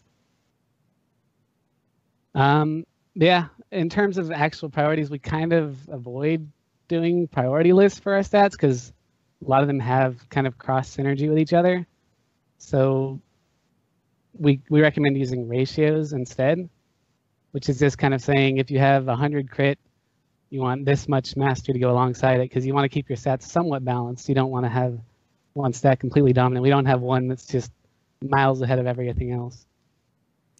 Right, yeah, you have on Ice Fury Ascendant and Lightning Rod here on the website, you do have the ratio down here that I was highlighting to make sure you take that into account. And I think chat was even talking about earlier too, like there's no really bad stats for Elemental, which not every spec can say, but there are different priorities on them or how much they are valued depending on how you're playing or what situation you're in. Yeah. That makes sense. Are there any feel-good points? Is that just per basically 100 talent essentially? Is there anything that you really want to aim for in your secondaries? Not really in terms of aim. There's kind of a special mention for mastery where if you've got totem mastery, getting yourself 76.5%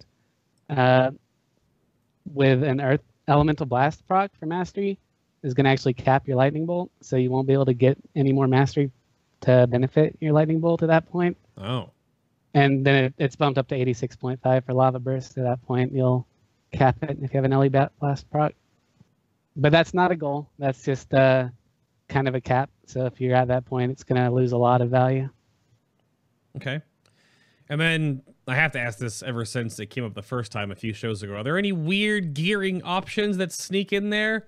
I always bring up the crafted necks now because they are 900 eye level, and you can craft them over and over again to have one secondary, which is just ridiculously high, and the socket. So you get like 2,500 of a secondary stat in that one slot. But anything like that for Elemental? Not really. I mean, we have our stats are so like the whole ratio thing means that we don't really have any one stat we're stacking. So that kind of cheese stuff doesn't usually apply to us. We kind of want a balance of things. Okay. Yeah, I'll give a shout out though to the Suramar set, the whole Arcway, Cortastars, Shoulders, and Bracers combo. Ooh. Those are actually really good. It gives you the 3,000 crit about 1 time a minute for 15 seconds. It's actually really powerful for early, especially if it's overlapping with something like your Ascendants, because that crit's feeding into Lava Burst damage. Yeah, Word Up and I talked about the exact same set for enhancement, actually, because we're gonna want gloves, so we can't use a glove slot. And the tier is fine. We can wear everything but shoulders, and then shoulders bracers is that combo. And that's actually, when it's a little bit of crit, it's not really a big deal, but when it's 3,000, you're like, you know, that's not that bad. But the eye levels, and you bring that up right now, the eye levels go up this Tuesday, right? So having a 15 done now in your Mythic Plus cash, we get 920 loot from that box. Is that correct? I don't know. It's 915 I'm not or actually 9, sure on that. Yeah, 915 or 920, and which is just silly. So try, you can aim, you can do Arcways and Court of Stars, Mythic Plus, and you know, push 15s to 20s and get more loot chances and see if you get good rolls. But yeah, that 2-piece is not bad, even for an. It's also the Nod Thumb Ring. You want that too. Oh, that's right. Yeah, and why do you want the Nod Thumb Ring? Gives the damage bonus on a, I believe it's a 3-minute cooldown, so it lines up with Ascendants. So it's a pretty nice bonus for sure. It also has good stats on it. I'm pretty sure it has Crit Mastery. I don't actually have it, fortunately, but it's good stats, and it doesn't sacrifice any stats to have the bonus. So it's a really nice bonus to have, especially for Ascendants, which is kind of the meta right now. Right. Yeah, it's a 5% nibble when you bite the Nod Thumb Ring when you use it, but a lot of people have thought earlier on, as our damage was a lot lower earlier in the expansion, 5% wasn't like a huge deal. But when everyone's doing like 1,000,000 DPS right now, 5% is a noticeable little bonus that really adds up. So yeah, get yourself a Nod Thumb Ring, Elemental Shamans. It's very good for them. I think it's very good for, it can be kind of good for Havoc as well. I heard about that. But there's some desyncing with shoulders and 2-minute meta and all this other nonsense, so I don't know about that. Specifically, anyway. But that is pretty good. So yeah, I had down here, stat priorities don't really change into Sargeras. So with the whole balancing thing, though, would you then suggest that like the ring enchants might just be sort of changing? I think you both on your armories had different ones from each other. You kind of like bump up your lower stat with ring enchants then? Mm-hmm. Yeah, pretty much. Plus, you have the whole, do you want to be focused more on AoE or single target, or just multi-target? Okay. Where you can either go for like maybe, if you're gemming and chanting haste, you either are trying to gamble or just have the gloves, or you're trying to get a bit more haste in for your AoE set. Okay. I know it's on the website somewhere, but what we're talking about enchants. Neck enchant is Hidden Satyr, or do you run Mark of the Claw? I've always run Claw. Yeah, I also run Claw. Okay. Satyr's potentially the highest for single target, but Claw is kind of more versatile, just being better on AoE as well. And it's very close to single target, so it's like you take a small loss but gain so much on AoE. Okay. Seems good. That was a question for me because I have different necklaces for the 2 different ways you play Elemental, and one has Claw, one is Satyr. So I'm not wrong. Yeah. Okay. I was making sure I wasn't a total dingus. Yeah, when Chat was talking about the Mythic Plus stuff. So the 15 chest is a 925? That can't be true, man. And now we're talking about how it's 930. 930 is like heroic tomb gear. That seems so ridiculous. There's so much in that box, so good luck. But you know, 930 Nod Thumb Ring popping out wouldn't be bad. Or any of the pieces of the sets, or Chaos Talisman, maybe. But we'll talk about tier sets real quick here. Just like a passing glance at tier 19 as it sort of flitters away into the distance now. There was some elemental shenanigans with the other tier, which we won't mention, but that has been squelched because that wasn't going to go live. Why'd you guys say it was going to go live? Really? Honestly? Come on now. Just, you guys are smarter than this. Well, sometimes Blizzard isn't, so. But there's no yeah. With that set bonus, I think I was simming at like an 80% ascendance uptime or something. Just because synergizing with the boots, the gloves, and 45% chance to reset. Obviously, wasn't going to go live. Yeah. That's a shots fired at Nath in chat. He's like my resident elemental shaman, so I get a lot of flack and nonsense from him. And when he was talking about that, I was like, no, just stop. But tier 19, your 2-piece and your 4-piece was nerfed, but your tier 19 2-piece is lightning bolt critical strike chance by 10%, and your 4-piece is elemental focuses increases your damage and healing by an additional 7%. And that was nerfed a few times, so you wouldn't want to hold tier 19 forward, right? Wasn't it 10 at first? Yeah, it was 10 during tier 19, and it originally was actually 15%, but it got brought down to 10% for Nighthold. Mm-hmm. Okay. And then Sham, there's no 2-piece, 4-piece nonsense with tier 20, tier 19 at all, right? No, there's none. Okay. So you just move from tier 19 to tier 20 when you can. Is there a replacement window? Like, do you want to go 2-piece to 2-piece and then just go and then get 4-piece tier 20, or do you want to wait for all 4 pieces and just go 4-piece 19 to 4-piece 20? Anything like any of that going on? Do you want to go straight from 4-piece to 4-piece if at all possible? Because the 2-piece tier 20 and tier 19 are both pretty bad. The 4-piece is what really makes them good. Right. Okay, fair enough. And the tier 20, the Regalia of the Skybreaker, which is beautiful. We'll show it off here on the screen in a moment. But like your 2-piece, they were flip-flopped recently, so I hope I have these written down properly. Is your 2-piece now is that when Fire Elemental is active, Flame Shock deals 40% increased damage and always critically strikes. And that set bonus went all over the place. It was like 100%, then 75%, then 25%, and then 40%. It was all over the place, every different build. And then the 4 pieces reduces the cooldown of Fire Elemental by 3 seconds every time the Flame Shock dot critically strikes with a 1-second internal.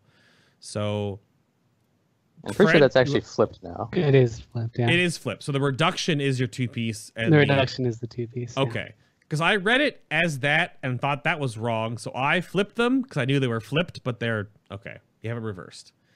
So the reduction is 4, and the Flame Shock damage and always critting is the 4 now. Reduction is the 2. Yeah. Okay. The damage increase and guaranteed crit is the 4-piece. And the cooldown reduction on Fire Ellie is the 2-piece.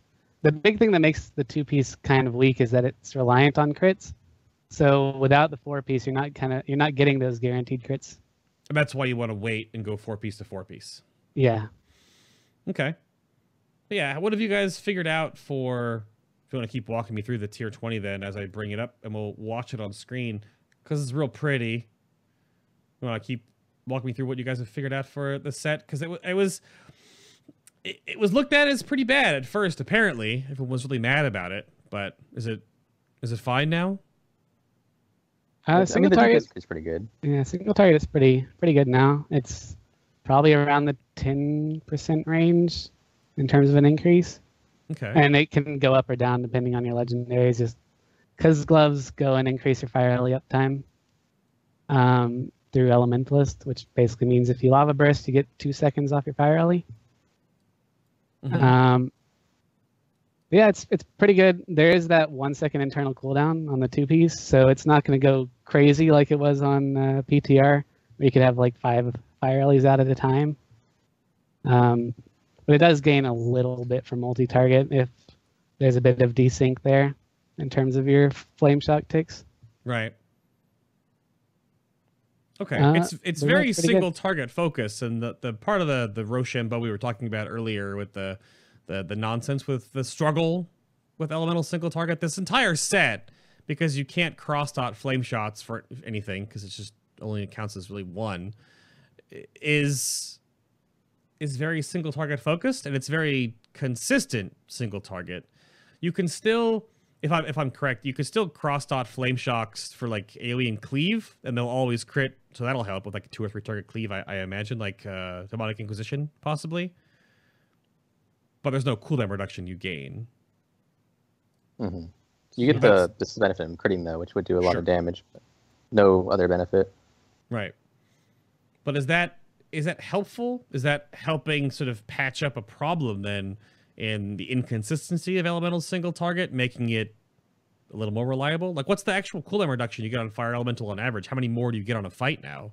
Do you have that math worked out, Fred? So yeah, I've kind of seen kind of the 100-second cooldown range if you're using the gloves.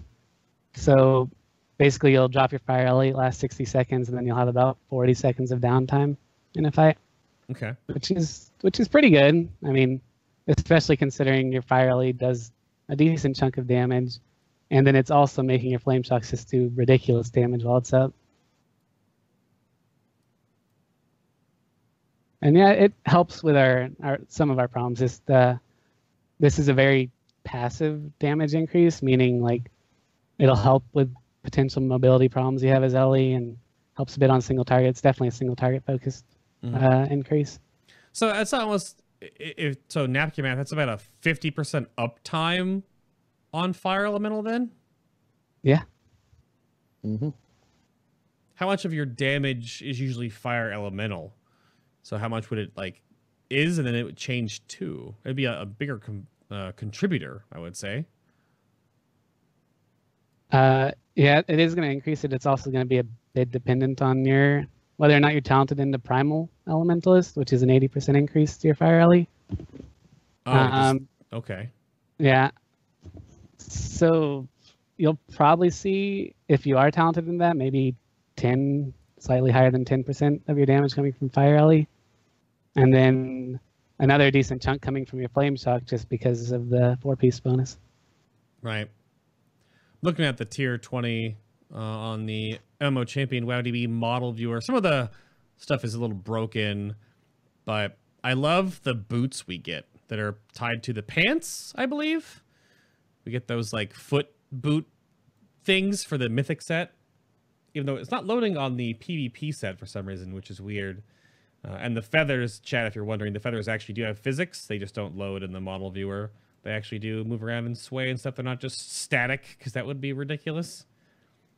But the set looks good. Probably one of the most worn Shaman sets ever, which is the Sky Shatter from back in the day. And this is a better version of it. So a lot of people like that. I love that it was remade, but some people like me don't really. I don't know. I was never really a huge fan of it, so I probably won't ever really use it. Shh, heresy! What is this? I guess it depends on what class. I was showing it off on. I'm showing it off on Panda now, but I had the Tauren and the where's Tauren? I had Tauren up. They fixed the helm pretty well. I think it looks like it fits on the helm. It doesn't clip through the whole thing. It actually has a totally different model for Tauren because of their neck haunch. So that's good. I was making sure that didn't look ridiculous. It kind of sits on your head differently than every other race, but I think it looks really nice. People have told me they don't like the mask because it has the blue or whatever color you usually the cut-ins to the face mask, but I think it looks nice. The gloves look really good.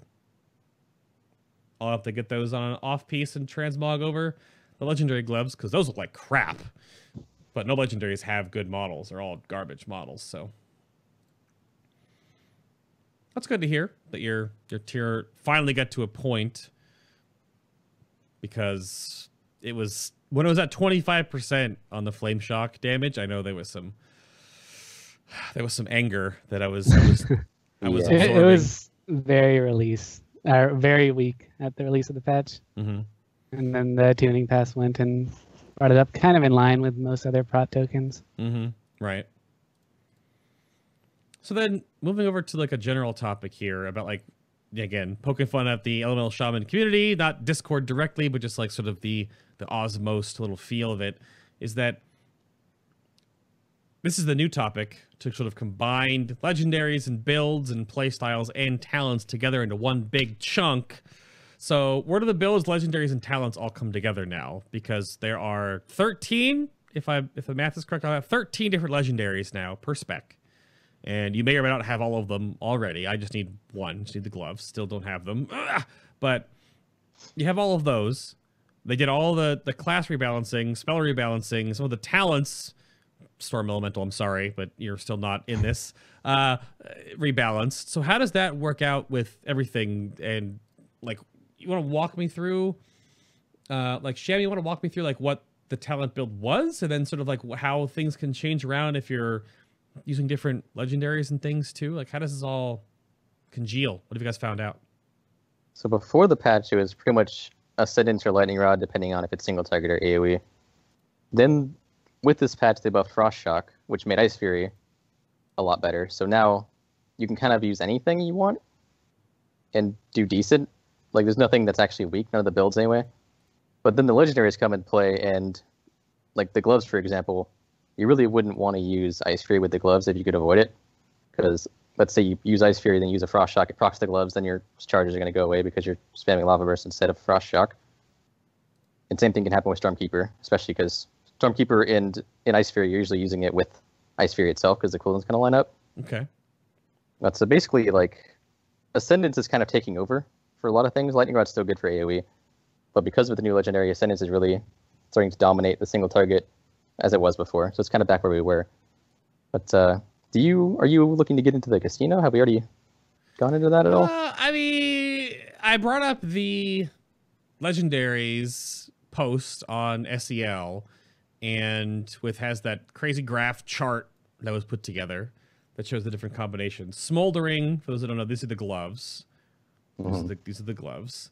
And what's funny that I looked at this is that almost any combination, like with the gloves, like there's not a huge difference. It's mostly the gloves holding up the combos, right? Mm-hmm. But I believe that is slightly outdated as of right now. I'm pretty sure that hasn't been updated for the nerf to the gloves. But they are still best in slot by a decent margin. You lost a little bit of percentage on that. It still shows, yeah, I think the belt gloves in this was the best at 1.27 million. Yeah, really, really close together. But these are really, really, really close numbers. Mm-hmm. And I assume updating this would change a little bit of the parity of other builds, because then there's obviously the really popular Eye of the Twisting Nether plus belt combination, which is still really solid. But the gloves play into, yeah, there's the AoE legendary combinations here too. And if you want to bring up the RNG stuff, sure, we can talk about Casino now. So the Casino build is something that, actually, I think Fred's the one who discovered it. Yeah. But it's like you mix the gloves with the boots, which means that the boots make it so your Earthshock can refund all the Maelstrom, you can just use it again. In the gloves, every time you Earthshock, you can get Ascendance proc for 10 seconds, and then you put that with Aftershock, and you use Earthshock at 70 Maelstrom, and if it procs, it actually makes Earthshock a builder, because it refunds both the 70 you spent and Aftershock procs for 30% more. So you can proc multiple times in a row and actually build all the way up to the max Maelstrom. And you're throwing out Earthshocks constantly. And this whole build kind of revolves around getting procs for your Ascendance. So it's very RNG based, but it's really fun when it lines up. And I believe with the tier 20 bonus, you actually use Primal Elementalist with this build as well, partly because it's synergized pretty well, and also because Elemental Blast doesn't generate any Maelstrom. And this build's all about generating Maelstrom. But that's the Casino build in a nutshell. Yeah, what other talents play into the Casino Royale build then? Like what else do you line up with? With the tier 20 set, you use Totem Mastery and just Aftershock, Primal Elementalist, or Elemental Blast, depending on the tier set, and Echo of the Elements and Ascendance. Okay. It's kind of emphasizing on the Ascendance uptime and Lava Bursts and Earthshocks. When do you start sort of like rolling the shocks, as it were, to sort of bring up that sort of thing? Where do you start Earthshocking? Because Aftershock will give you 30 back, but then again the boots have a 20% on Earthshock to refund all the Maelstrom spent. So like where do you start that nonsense again? Like where do you start rolling Earthshocks to start gambling? At 70. 70 Maelstrom is kind of the number we came to the consensus that it was the best. Inside of Ascendance, though, you still don't want to use it early. You want to use it at the normal 117. Just to get the full benefit out of the Ascendance. But outside of Ascendance, you're using it at 70. Okay. And then, Fred, does the gloves for Elemental have the exact same interactions that I would assume that Enhancements has? Because we have that if you are Ascended and the gloves proc, you gain 10 seconds. But if you aren't Ascended and you get the gloves proc, do not ascend because it will reset you to 15 seconds and you lose the glove proc, basically. Is that the same? Yeah, it's the exact same. Definitely don't ascend if you've got the glove proc up. You're gonna lose uptime. Okay. Fair enough. And what else? You found this whole thing out, Fred. Anything you wanted to add to the... This is only for pure single target, though, right? Like, this is a very... Or do you use it for AoE? Do you gamble for lava beams, or... No, no, not for lava beams, not really. Okay, good. But, yeah, this is definitely the single target build. The whole dump into Earthshock early, pray for some Aftershock coming out of the boots, and get some Ascendance proc up time. Ascendance is very much a single target ability. Like, just the amount of damage it gives to Lava Burst is quite significant because of the crit scaling it adds. Okay. And that, I guess that the counter to this is that is there a different skill ceiling that you would say is not for every Elemental Shaman to try the gloves boots combination and just roll like gloves and belt? Because if you get more Ascendance uptime, you're going to keep your Lava Burst dot stacked up probably to 5 more often, and it's a lot easier. You can't mess that up, right? You get more Ascendances, you throw more Lava Bursts, you get more dot ticks, right? But is the boots like the next step to gaming that system? If you are wanting to do the gamble build, you definitely need that exact combination. You need the boots and the gloves. But I wouldn't really say it's too skill intense. Really, realistically, all you're doing is changing your shock timing from 111 down to 70. Mm-hmm. So it's not too big of a rotational change. It does add a lot more immobile time periods for you, because during Ascendance you really don't want to move. Yeah, it's not too bad rotationally. The biggest problem with it is just whether or not you want to go into a fight with unreliable proc-based damage, because the glove or the belt and the ring are very reliable. It's just pretty much flat % increases. Okay. It was actually pretty hard for me to pick up because I'm so used to using Earthshock at like high maelstrom, and then going back and forward from using it at 70 to in Ascendance and using it at 117. I kept forgetting which one I was supposed to be doing, and like if I'm focusing on mechanics, I would do it at the wrong time. Like I do it early when I wasn't supposed to, or do it late when I was supposed to do it early. Oh, so that was kind of a difficult thing for me to build on, especially during like a new raid and everything. Right. Yeah, I suppose that could be... It would mess with your muscle memory. It's like when I had to play that terrible overcharged Fury of Air weird enhancement build that was our best because they nerfed the crap out of us during Mythic Helia. But right when Mythic Helia was about to land, they just nerfed the pants out of enhancement. We had to play this dumb build that was just... it felt terrible. And I did it, but it wasn't as fun as it, they've fixed things, and it's so much better now. But so, okay. Do you have a new ring, the Soul of Farseer? Any mention of that? Or did that go the same way of it looked great on the PTR, and then we got the gloves, and then the ring just kind of went pew? I mean, it's pretty good for like Mythic Plus bosses if you're talented into Light or Liquid Magma Totem, because then you can get a single target and an AoE talent without having to run out and swap or anything. And it's decent on like Beast Lord type of fights where you'd be using the Liquid Magma Totem, like maybe Desolate Host or something, or using Liquid Magma Totem on cooldown, but you also want some single target damage. But overall, it's really not it's nothing special, but it's not terrible by any means. It has its place. Yeah, SEL even says you should take Liquid Magma Totem with this legendary equip. Do not take Storm Elemental in any situation. Even single target Liquid Magma Totem is better. God, by a lot. That's so unfortunately awkward. That poor Storm Elemental is abused. The best use of Storm Elemental, which I assume is still in the game, which I used to do this back in the day, is troll certain bosses with it. I did this on Blackhand Mythic. Is Primal Elemental or Storm Elemental has the knock-up. But if you knock up bosses that can't be knocked up, they just spin once, because it'd be the spin knock up. So you could make Blackhand just spin like he was doing his whirlwind attack, but he wasn't whirlwinding. That was good. That gave some heart attacks to other melee. That was pretty fun. That was the best use of it, and that's terrible. That's terrible. Pretty good use though. I would try that. Storm Elemental should give, like, his Call Lightning ability should also buff you during that time, because it buffs his own lightning bolt thing, but not yours. That would be such an easy thing that, like, it buffs his lightning bolt and your lightning bolt on the target.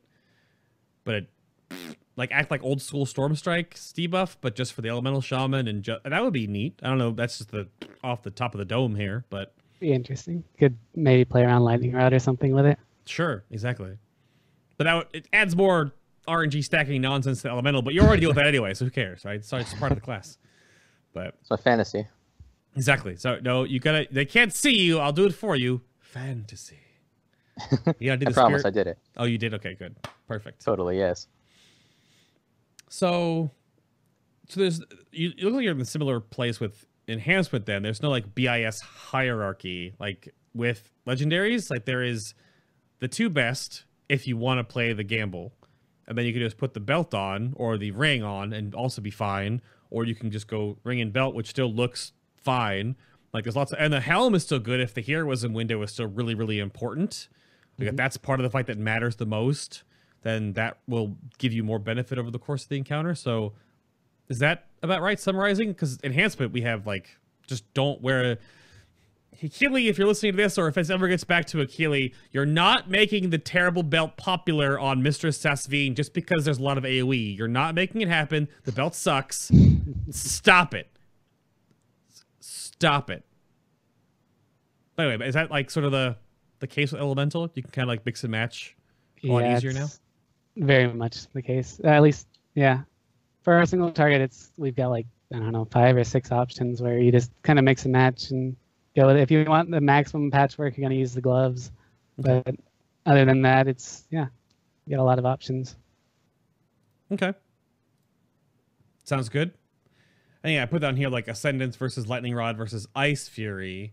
So the choice there is like our other Elemental Shaman was using Ice Fury on Avatar for movement and for bursting the Maiden. So it looks like they're all in a pretty good place. So I guess we've already beat it to death already. Are there any other talents that you want to bring up that are like dead talents? I'll toss this over one to Fred this time. Anything that Elemental Shaman should steer clear of? Definitely not in the 100 row. I mean, 90 row, we poor little Storm Elemental don't really use that. 75 row, LE Fusion really doesn't see much use at all, just because the extra Lava Surge proxy get really isn't enough to make it a good talent, even on small 2-target, 3-target cleave. 60 row, probably don't want to use LE Mastery, but it could have some niche situations where if you really need a burst cooldown every 2 minutes, then you do have one available to you if you really need it. But normally you'll run Aftershock with the Gamble build or AS with everything else. Right. 15 row, you really probably won't use LE or Earth and Rage much.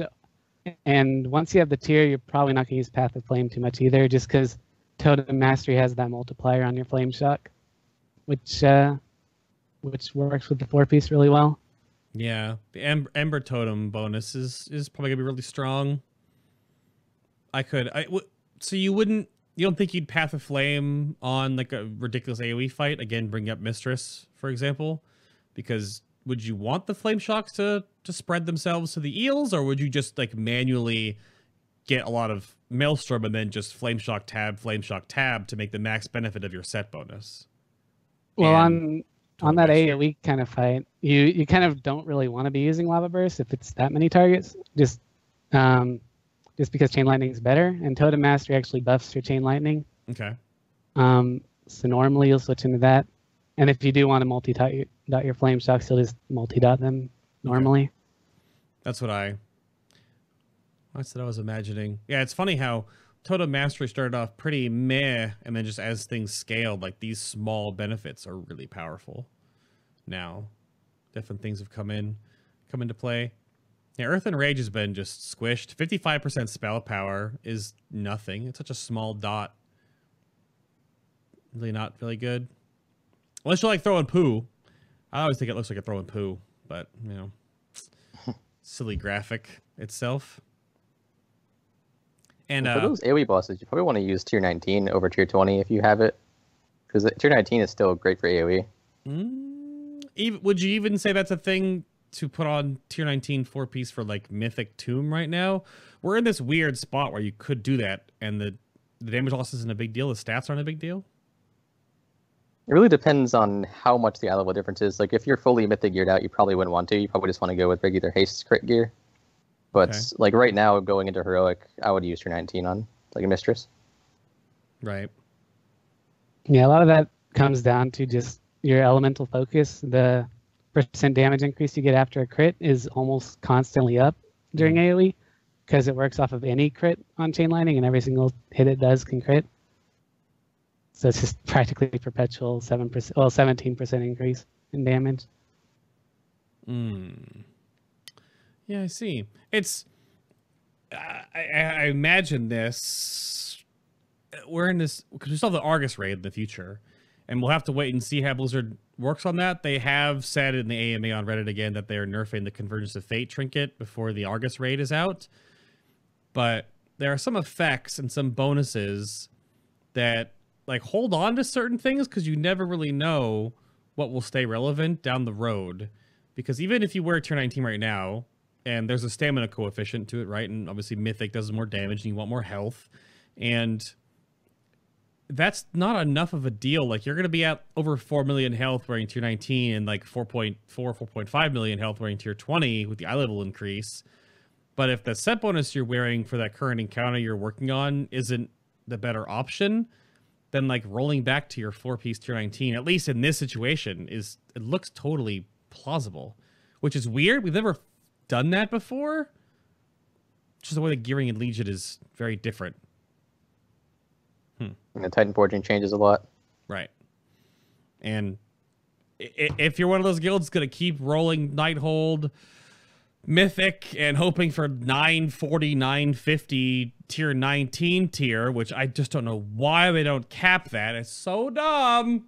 But, you know, good luck and, you know, Godspeed. So, how about trinkets then? As we brought up weird tomfoolery to hold on to things, is there any trinket hierarchy that you wanna speak to or about in that regard? I don't know who wants to dredge up this topic because it usually gets awkward. Just hopefully Withered Gem or Relinquished trinkets give you an Arcano crystal. Eh? Yeah, we have the hierarchy on Stormwrath and Lava, and as you predicted, Unstable Arcana Crystal is #1 below the Legendary, of course. Of course. But it scales so poorly with eye level that once you're doing like Mythic Tomb, it's really unlikely that your Arcana Crystal is actually going to be better than your Mythic Trinkets, because you need to have it like 940. Right. Yeah, it's on here. I think 940 is 106k, and Kill Jaden is 127. But that's just because the trinket is so overvalued. Do you actually see much use for the trinket? The Kill Jaden's Burning Wish and Elemental? I haven't really used it in a long time. Yeah, only if you're kind of doing a Mythic Plus with a tank who's just going to go pull everything and you want to blow it up as soon as possible. You won't really use it in raid that I can think of. Okay. Yeah, down here we have the Beast Lord AoE, and then this is the single target patchworky style. So the trinket when I was opening the show is the Tarnished Sentinel Medallion. This, because it's right above Whispers in the Dark, and that's the next like biggest fall off from these two trinkets. Like, why is this Tarnished Sentinel Medallion, Fred? Why is this thing so, and why is it better than Whispers? Like, can we talk about that for a moment? Like, it's barely better, but it's still better. Well, Whispers did kind of get a small nerf at higher item levels, so it's a bit worse than it was last patch. It probably would be ahead if it didn't. As far as the Owl's I don't know. The owl's just really good for practically every range spec, but it's also very much a patchwork trinket. Okay. Because it's basically you're gonna have to be channeling in that target for like 30 seconds to actually get the maximum effectiveness. Right. Yeah, walk us through, how does it work again? For those that don't know or haven't looked at it or don't have one yet, what's its ins and outs? So it's basically, it's an on-use. You're gonna use it on a target. It'll summon an owl. Owl's gonna hit the target for you, and pretty rapidly, it's just gonna stack a damage buff on the owl. The owl's just gonna do more and more damage over time. Okay. Yes. Well, it's like, this is not, I'm so sorry for the unholy DKs that are listening to this, or from last week we talked about how their Dark Arbiter sometimes just spawns and then doesn't do anything. She just kind of like derps and stands there because she has the whole like float down animation. And then she's like register your target and actually start casting her Valkyrie Strike. But the Owl Trinket is essentially the same thing, but it just works because it casts on the target and the owl just appears on the target like an animated dot, or like, an imp or something like that, like a Demonology Warlock. But it's funny that a trinket can work way better than an actual 100 tier talent, but such as it is. Even the fire early treatment. Make it start pulling stuff. Yeah. Well, that true. Yeah, you had Terror from Below on here, and then a Mastery stat stick comes up. The Tome is pretty good, it looks like. The Dreadstone looks like it's pretty good. And then a crit stat stick, so pretty straightforward trinket layout. Nothing weird or crazy for no weird, like, because maybe I have the Reflections trinket, which is super awkward for certain people, and you have to make it double hit because the boss, oh, whatever. The trinket's a nightmare. It's no Draft of Souls, but it's weird. So nothing really crazy tomfoolery-wise then. Sham, trinkets, anything? It is worth mentioning that last I heard, the Whispers in the Dark trinket is still really, really good for the gambling build. Just because, more gambling, of course. But yeah, it's actually, I'm pretty sure it is actually one of the best trinkets for gambling build. Like, even better than it is for everything else. Okay. Fair enough. Otherwise, everything's pretty straightforward for us. We don't really have any crazy, like, Runa Power, Arcane Power type of abilities to buff the stuff. Right. Yeah, that's certain trinkets, and that's like why I bring up the tomfoolery, and why certain ones have been so awkward, is that Blizzard still doesn't lock that down for some reason, where certain trinkets actually get buffed by external effects, like the Colossus Smash Window or Nemesis. Other ones get buffed by personal effects, like Warcry or Crusade. But not every spec has things like that, so if you just don't have a personal or offensive damage amp, you just don't get that to do anything with any trinkets anymore. So it just means that it limits your, like the Terror from the Deep you have on here is pretty good, but if you're like Rune of Powering and your Terror from the Deep procs, it does 40% more damage. Like stupid crap like that we can't do that as shamans. Nope. Sadly. And Terror in the Deep's pretty dangerous for some people. For enhancement, the fish can crit you for 500,000 or 1.5 million, sorry, 1.5 million, because it'll hit in melee and it skills with their mastery. So Purge was testing it out, or Word Up was testing it on the PTR, and it was critting us for 1.5 million damage. Seems good. Could literally kill. Arcane Mage who hit himself for 5 million with it. Just by stacking all those buffs and staying in melee. Was it? Oh, he was testing it. Like, okay. Yeah, I think it was on purpose. Okay. If it wasn't, that's really unfortunate. I mean, if you're at range, the fish won't hit you because it's your target. But yeah, that is pretty funny that the Arcane Mage could basically kill himself. Good trinket. It's funny, but it's questionable design in my opinion. Right. Yeah. Yeah. Certain things, Mage Combustion. Yeah, but yeah. So Mage Combustion will work with trinkets, but there's no reason why Elemental Fury shouldn't. So Elemental Fury won't. Yeah, so Ele Fury is basically our crit damage multiplier. It makes us do higher damage on crits. Sure. But it has a specific spell list it works with. It actually doesn't even work with our Fire Ele. So yeah, it doesn't work with trinkets or our Fire Ele or any of our elementals really. It's just mainly our main spells, Ele Blast, Lightning Bolt, Lava Breath, all that. Wait, that could have gone in the part of the show that was like bugs and tomfoolery. That doesn't seem any. That should affect everything that you do as an elemental shaman. That seems very part and parcel to how that would work. At least not affecting your pets is stupid. Like, I didn't know that. Okay. It feels like an oversight. Yeah. To me. But we've mentioned it a few times, and they haven't changed it yet, so hoping it is an oversight and they just haven't noticed. Huh. Well, it could go the way of hastes and or bleed and haste scaling. They don't know how that works, so. All right, chat. If you have any questions, now is your time. We'll move on to the final closing part of the show, the nitty-gritty discussion.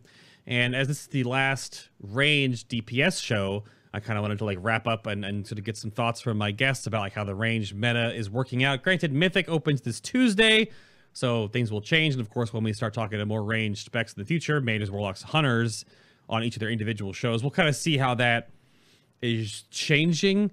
Because the biggest thing about this is that if you haven't done any Tomb of Sargeras yet, and preferably on heroic, because normal will cut out quite a bit of things, mechanics and the age of the Nighthold where only everything targets ranged is really dead. Everything can target everyone almost on every single fight. So if you're melee or ranged, you have equal responsibility for the most part now. And there's no well, rangers do mechanics and melee ook bosses. So, but where do you guys feel the range sort of hierarchy is playing out? What do you see as a sleeper OP, or what's really strong that you think will just tear apart these encounters as we go forward? And I'll go with Sham. Go back to you on this one. What do you think? There's always the basic progression specs, at least one mage spec, one warlock spec, and then one hunter spec, just from all the soaks and everything. But I'm looking at Shadow Priest right now. They're looking like they could be a really good option. Or I guess not really option, but a really good spec going into Tomb of Sargeras. They have a lot of utility and their damage is not bad. Right. And their force set's really, really good too. It's I know it's at least a 10%. It recently got nerfed, but I'm pretty sure it's still a 13% increase. I think I saw the chart of tier 19 to tier 20 damage percentage buffs. I think it was one of the highest ones. Yeah. For sure. Definitely. Mm-hmm. And Fred, from your side of things, what do you think? Yeah, I'm kind of a similar situation. At least looking right now, it looks like warlocks are gonna be just insane in terms of damage this tier. Shadow Priest is doing well, I'd say right now. I don't want to get crucified or anything, but yeah, it looks like they're doing well, and I know their tier bonus is really strong. And then you're probably gonna want some hunters for mechanics. You probably want some mages for soaks, just general progression stuff. But in terms of performance, I'd say the Warlock and Shadow Priest are probably looking to be the top end. Yeah, there's some scary thing. And it's funny because they keep getting nerfed. The Warlocks came out of the gate getting nerfed in the hotfixes, and we'll probably see some more soon. But Affliction's been cut down so many times, and Terran, one of the Affliction Warlock crafters of things, is in my guild now, and he's always so anti-salty. We'll do bosses, and he's top 1 or 2. He's seems nerfed, obviously. Seems nerfed, definitely. But do you see any problems with certain ranged? You didn't mention the elemental any of that, because obviously you probably more are going to shine on the AoE fights, but those aren't going to be you'll have your moment on Kill Jaden. But do you think you'll be fine overall? Do you have any bosses you're worried about into Mythic progression for elemental? I'm not really worried. I know I'm going to build a full clear and everything on Mythic. I'm not really concerned about that, but Elemental overall does have some significant weaknesses that I feel need to be looked at some point in the future. Our single target damage it's okay, but it's not good. AoE damage is really good, but there's only a couple bosses where that's really useful. And generally, even on those bosses, the real important damage is the single target. Right.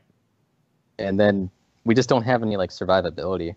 We have one defensive, and it's a 40% on a decently short cooldown. It's 90 seconds, I think, and it only lasts 6 seconds though. But the problem is we can't really soak anything. We can't survive anything without using our major cooldown. Once we don't have the cooldown, we don't have any passive healing, so we just kind of die. We don't have enough damage to really.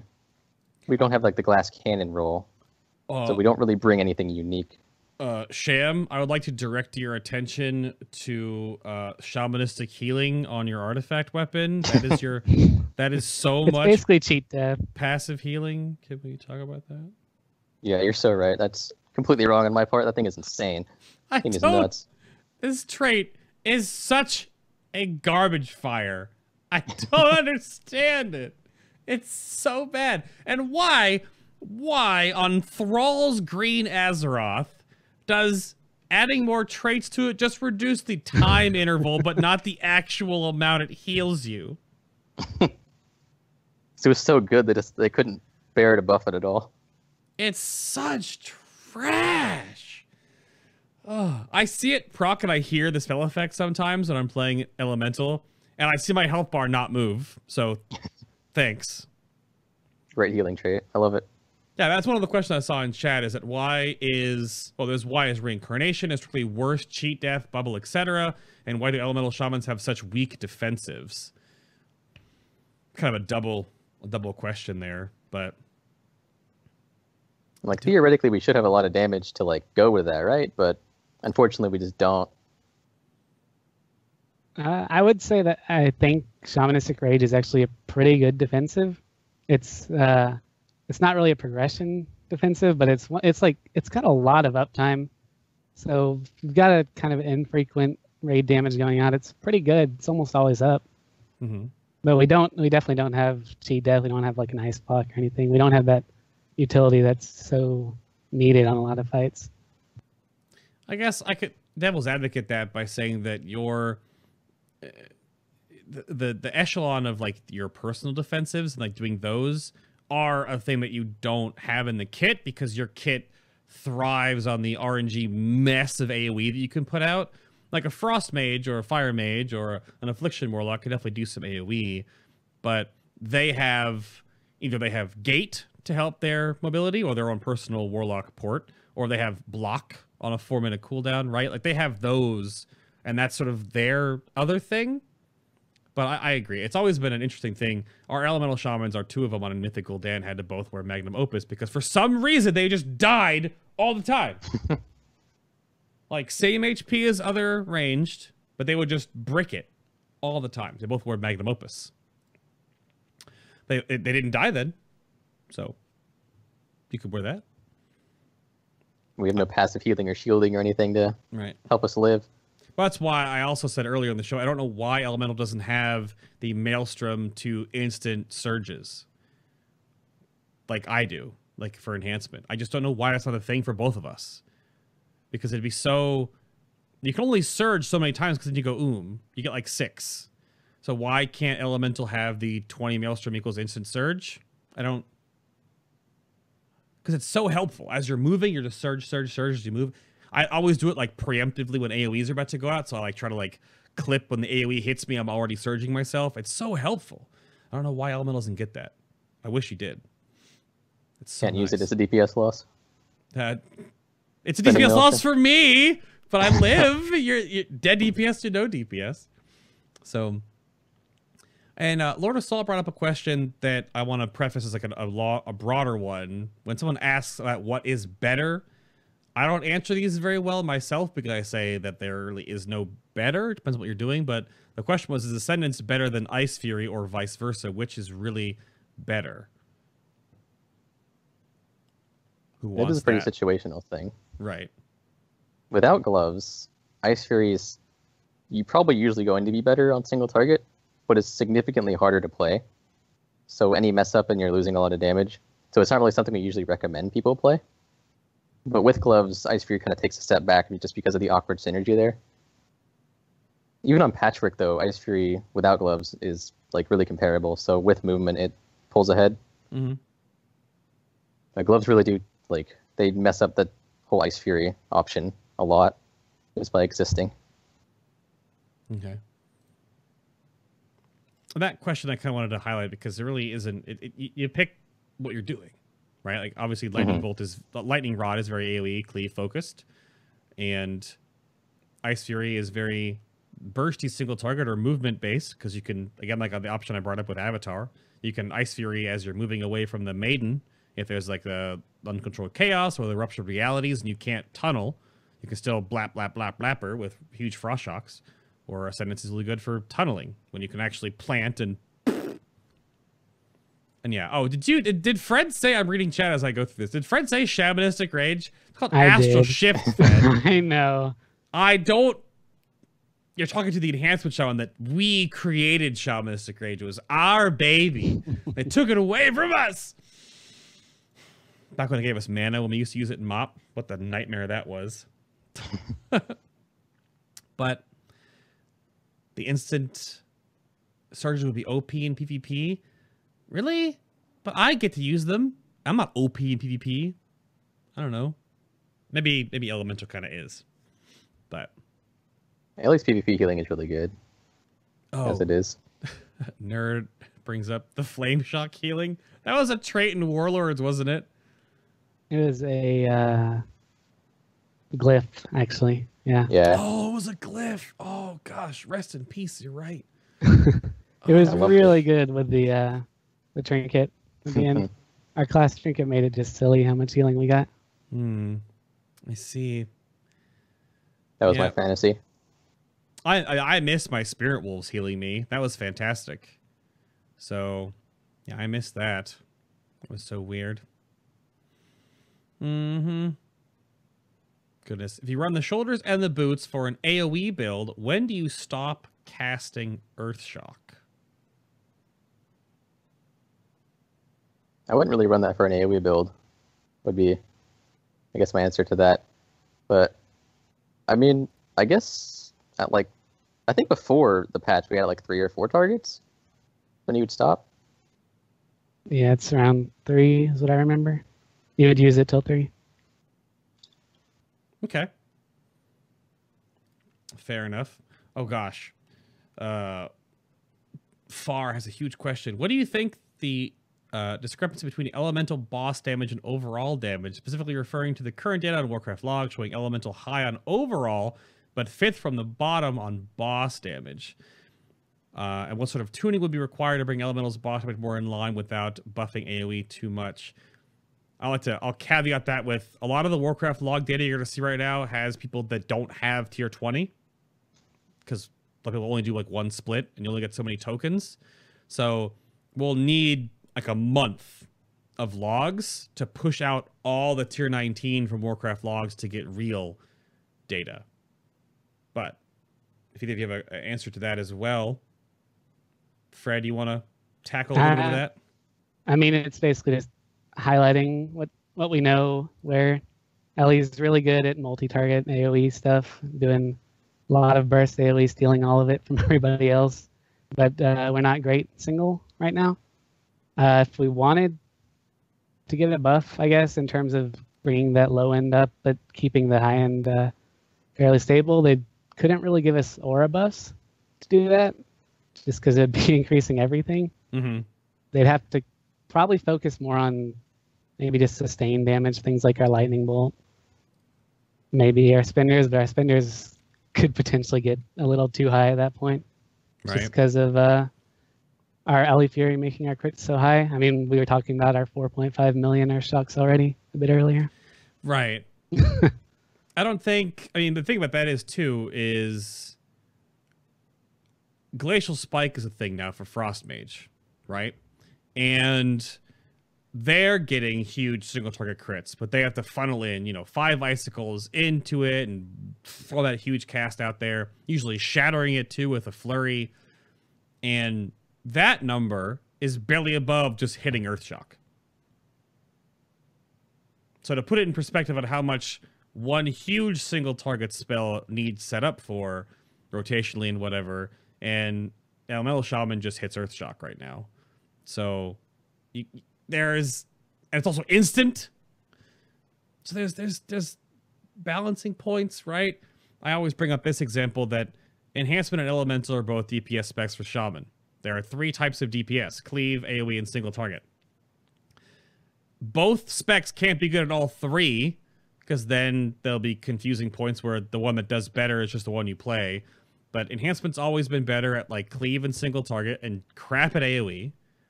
And Elemental's always been better at Cleave and AoE and kind of crap at Single Target. It's just, well, that's a mop. It's a broken record. kind of happens. So, kind of deal with it. Yep. Yeah.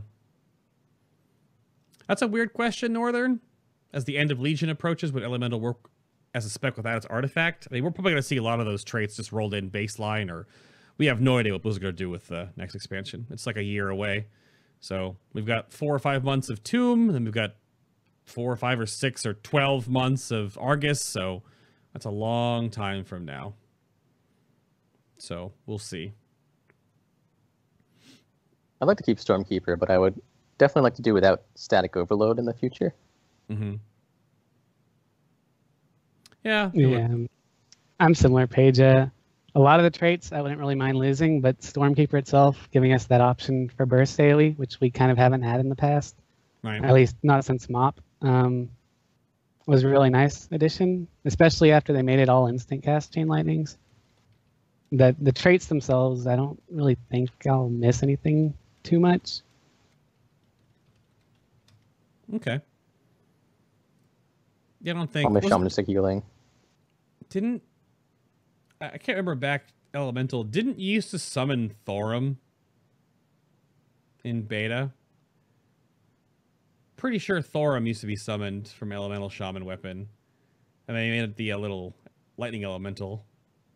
That was a thing. I don't know why that was there, but it was. That was a while ago. All that beta testing. Oh, it was Raden. You summoned Raden? Really? You never got to see it. Oh, it was just a tooltip thing? Okay. Yeah, I have major weaknesses and strength. We kind of went over that. Went over encounters. And yeah, chat's talking about the whole Glacial Spike Earth Shock. I was mostly just comparing to how the spells work. And that's all. Like, you obviously... I mean, you can Ice Flows your Glacial Spike, I suppose. But who takes Ice Flows nowadays? Ugh. What's that? But... is there anything else that would come up? I guess we can probably just wrap with if you have any closing notes or little soapbox time for your fellow Elemental Shamans out there. Fred, do you have anything you want to leave with? No real comments. Just shout out to my guild, Negatory. Shout out to all my Ellie bros. Yeah, thanks for joining us, talking about some shooting lightning bolts and throwing meatballs. We talked about that in the BTS. They confirmed again that they're doing the cast animation, the cast spell animations or whatever in some patch in the future. They need to do goblins and worgans first though, damn it. But yeah, that's a really satisfying chunk when you throw a meatball. That's real good. Sham, how about you? Any closing notes or any things you want to leave the community with? Just want to give a big shout out to the LA community in general for being one of the most kind and friendly communities I've ever seen on this game. From all the Discords I've been in, the LA Shaman one's definitely been most relaxed one, and love them for it. It's one of the reasons I'm sticking around. So shout out to them big time. And then shout out to the Storm with the Lava crew again for really putting it all together. I haven't really done a whole lot for the website, so I don't really, not like shouting out myself, but yeah, big shout out to them for really putting in the time, specifically Slenderman and Blood Mallet. And then I like this question, actually. I don't know if I'm going to ask it anyway. If you performed Elemental Fusion on Fred and Sham, would you get Shed or Fram? Apparently Shred, actually. I like Shred. That's pretty good. Oh gosh. What is this flow chart? Was this the one that oh yeah, hold on. this has to go in the show. This has to go in the show. This is important for everyone to make sure you see this. This is is the enemy covered in sauce? No, apply sauce. Yes, you got meatball? This is the greatest. I don't usually condone shit posts, but this is a great flow chart. It's not even, troll your noodles, grande electro getty. Oh, it's the best thing ever. I'll probably put this in the YouTube description box because it's a resource. It's pretty accurate, right? It's pretty accurate. It's a valuable resource, yeah. Yeah, exactly. It's a rotation guide. It is, yeah. It's a priority list rotation guide. Absolutely, that's good stuff. Good looking out. All right, well, I'm gonna hit this button over here, And we're going to wrap this one up. So thank you all for tuning in to episode number 145 of Final Boss TV, your WoW Endgame rating show. I do have shows on the future that are planned, that are being worked on, that are not related to WoW at all, as the show sort of upgrades and changes a little bit and works on the formula, just so we're not only talking about WoW every single Sunday. But for the meantime, that's staying the same. So again, I was your host. My name is Adam K, aka Bay, and around the table again, there was Sham. You can go check out the YouTubes. It's Nasam, right? Nasam? Yep. Nasam, yeah. Okay. And you can go check those out. What do you have on the horizon coming out YouTube video wise that you can let loose here on the show? Look forward to. I'm gonna start working on my Tomb of Sargeras guides for LA Shaman, like the talents and cooldown usage and stuff. Oh. Very helpful. Very good. Well, thank you for your time on the show today. Sure, it was a pleasure. Appreciate it. Yeah, thanks for having me. And there's Fred. You can go bother him on his Twitch channel at Freaky Fred with a 1 on the end, because there's only one Freaky Fred. Just don't, you can Google the Courage the Cowardly Dog reference, but thanks, Fred, for being on the show. Appreciate it. Yeah, thanks for having me. Are you going to cosplay as Courage's Freaky Fred on stream, maybe? I can do that for you, sure. Does it take much work, or are you looking at it all the time? Because we have no idea. I'm always cosplayed as it. Okay. Perfect. Again, next week is the Retribution Paladin show. So more news on that show. It may be next Sunday. It may be the 9th. It depends. Next week is a holiday weekend, depending on if you're living in the States, so you may or may not be here. Also, it's the first weekend with the opening of Tomb of Sargeras Mythic, so people could be raiding and busy if they were going to do a whole bunch of raids. So we'll see about that. I'm tentatively saying it's going to be next week, but it's probably going to be the 9th of July. So stay tuned for that. If you have any thoughts or guests, then after that is Protection Paladin. So double Paladin back-to-back. And then we still have Brewmaster, Mistweaver, and Enhancement Shaman. And they're left for last, so we can have one healing, one tanking, and one DPS, melee DPS show to wrap up sort of moving on into Tomb. Then there'll be a little bit of a break, and it'll pick back up on the second pass of Legion shows. But that's it for me. Thank you very much for watching. Check out the show on YouTube. Buttons are down below. Or if you're watching this on YouTube right now, hello.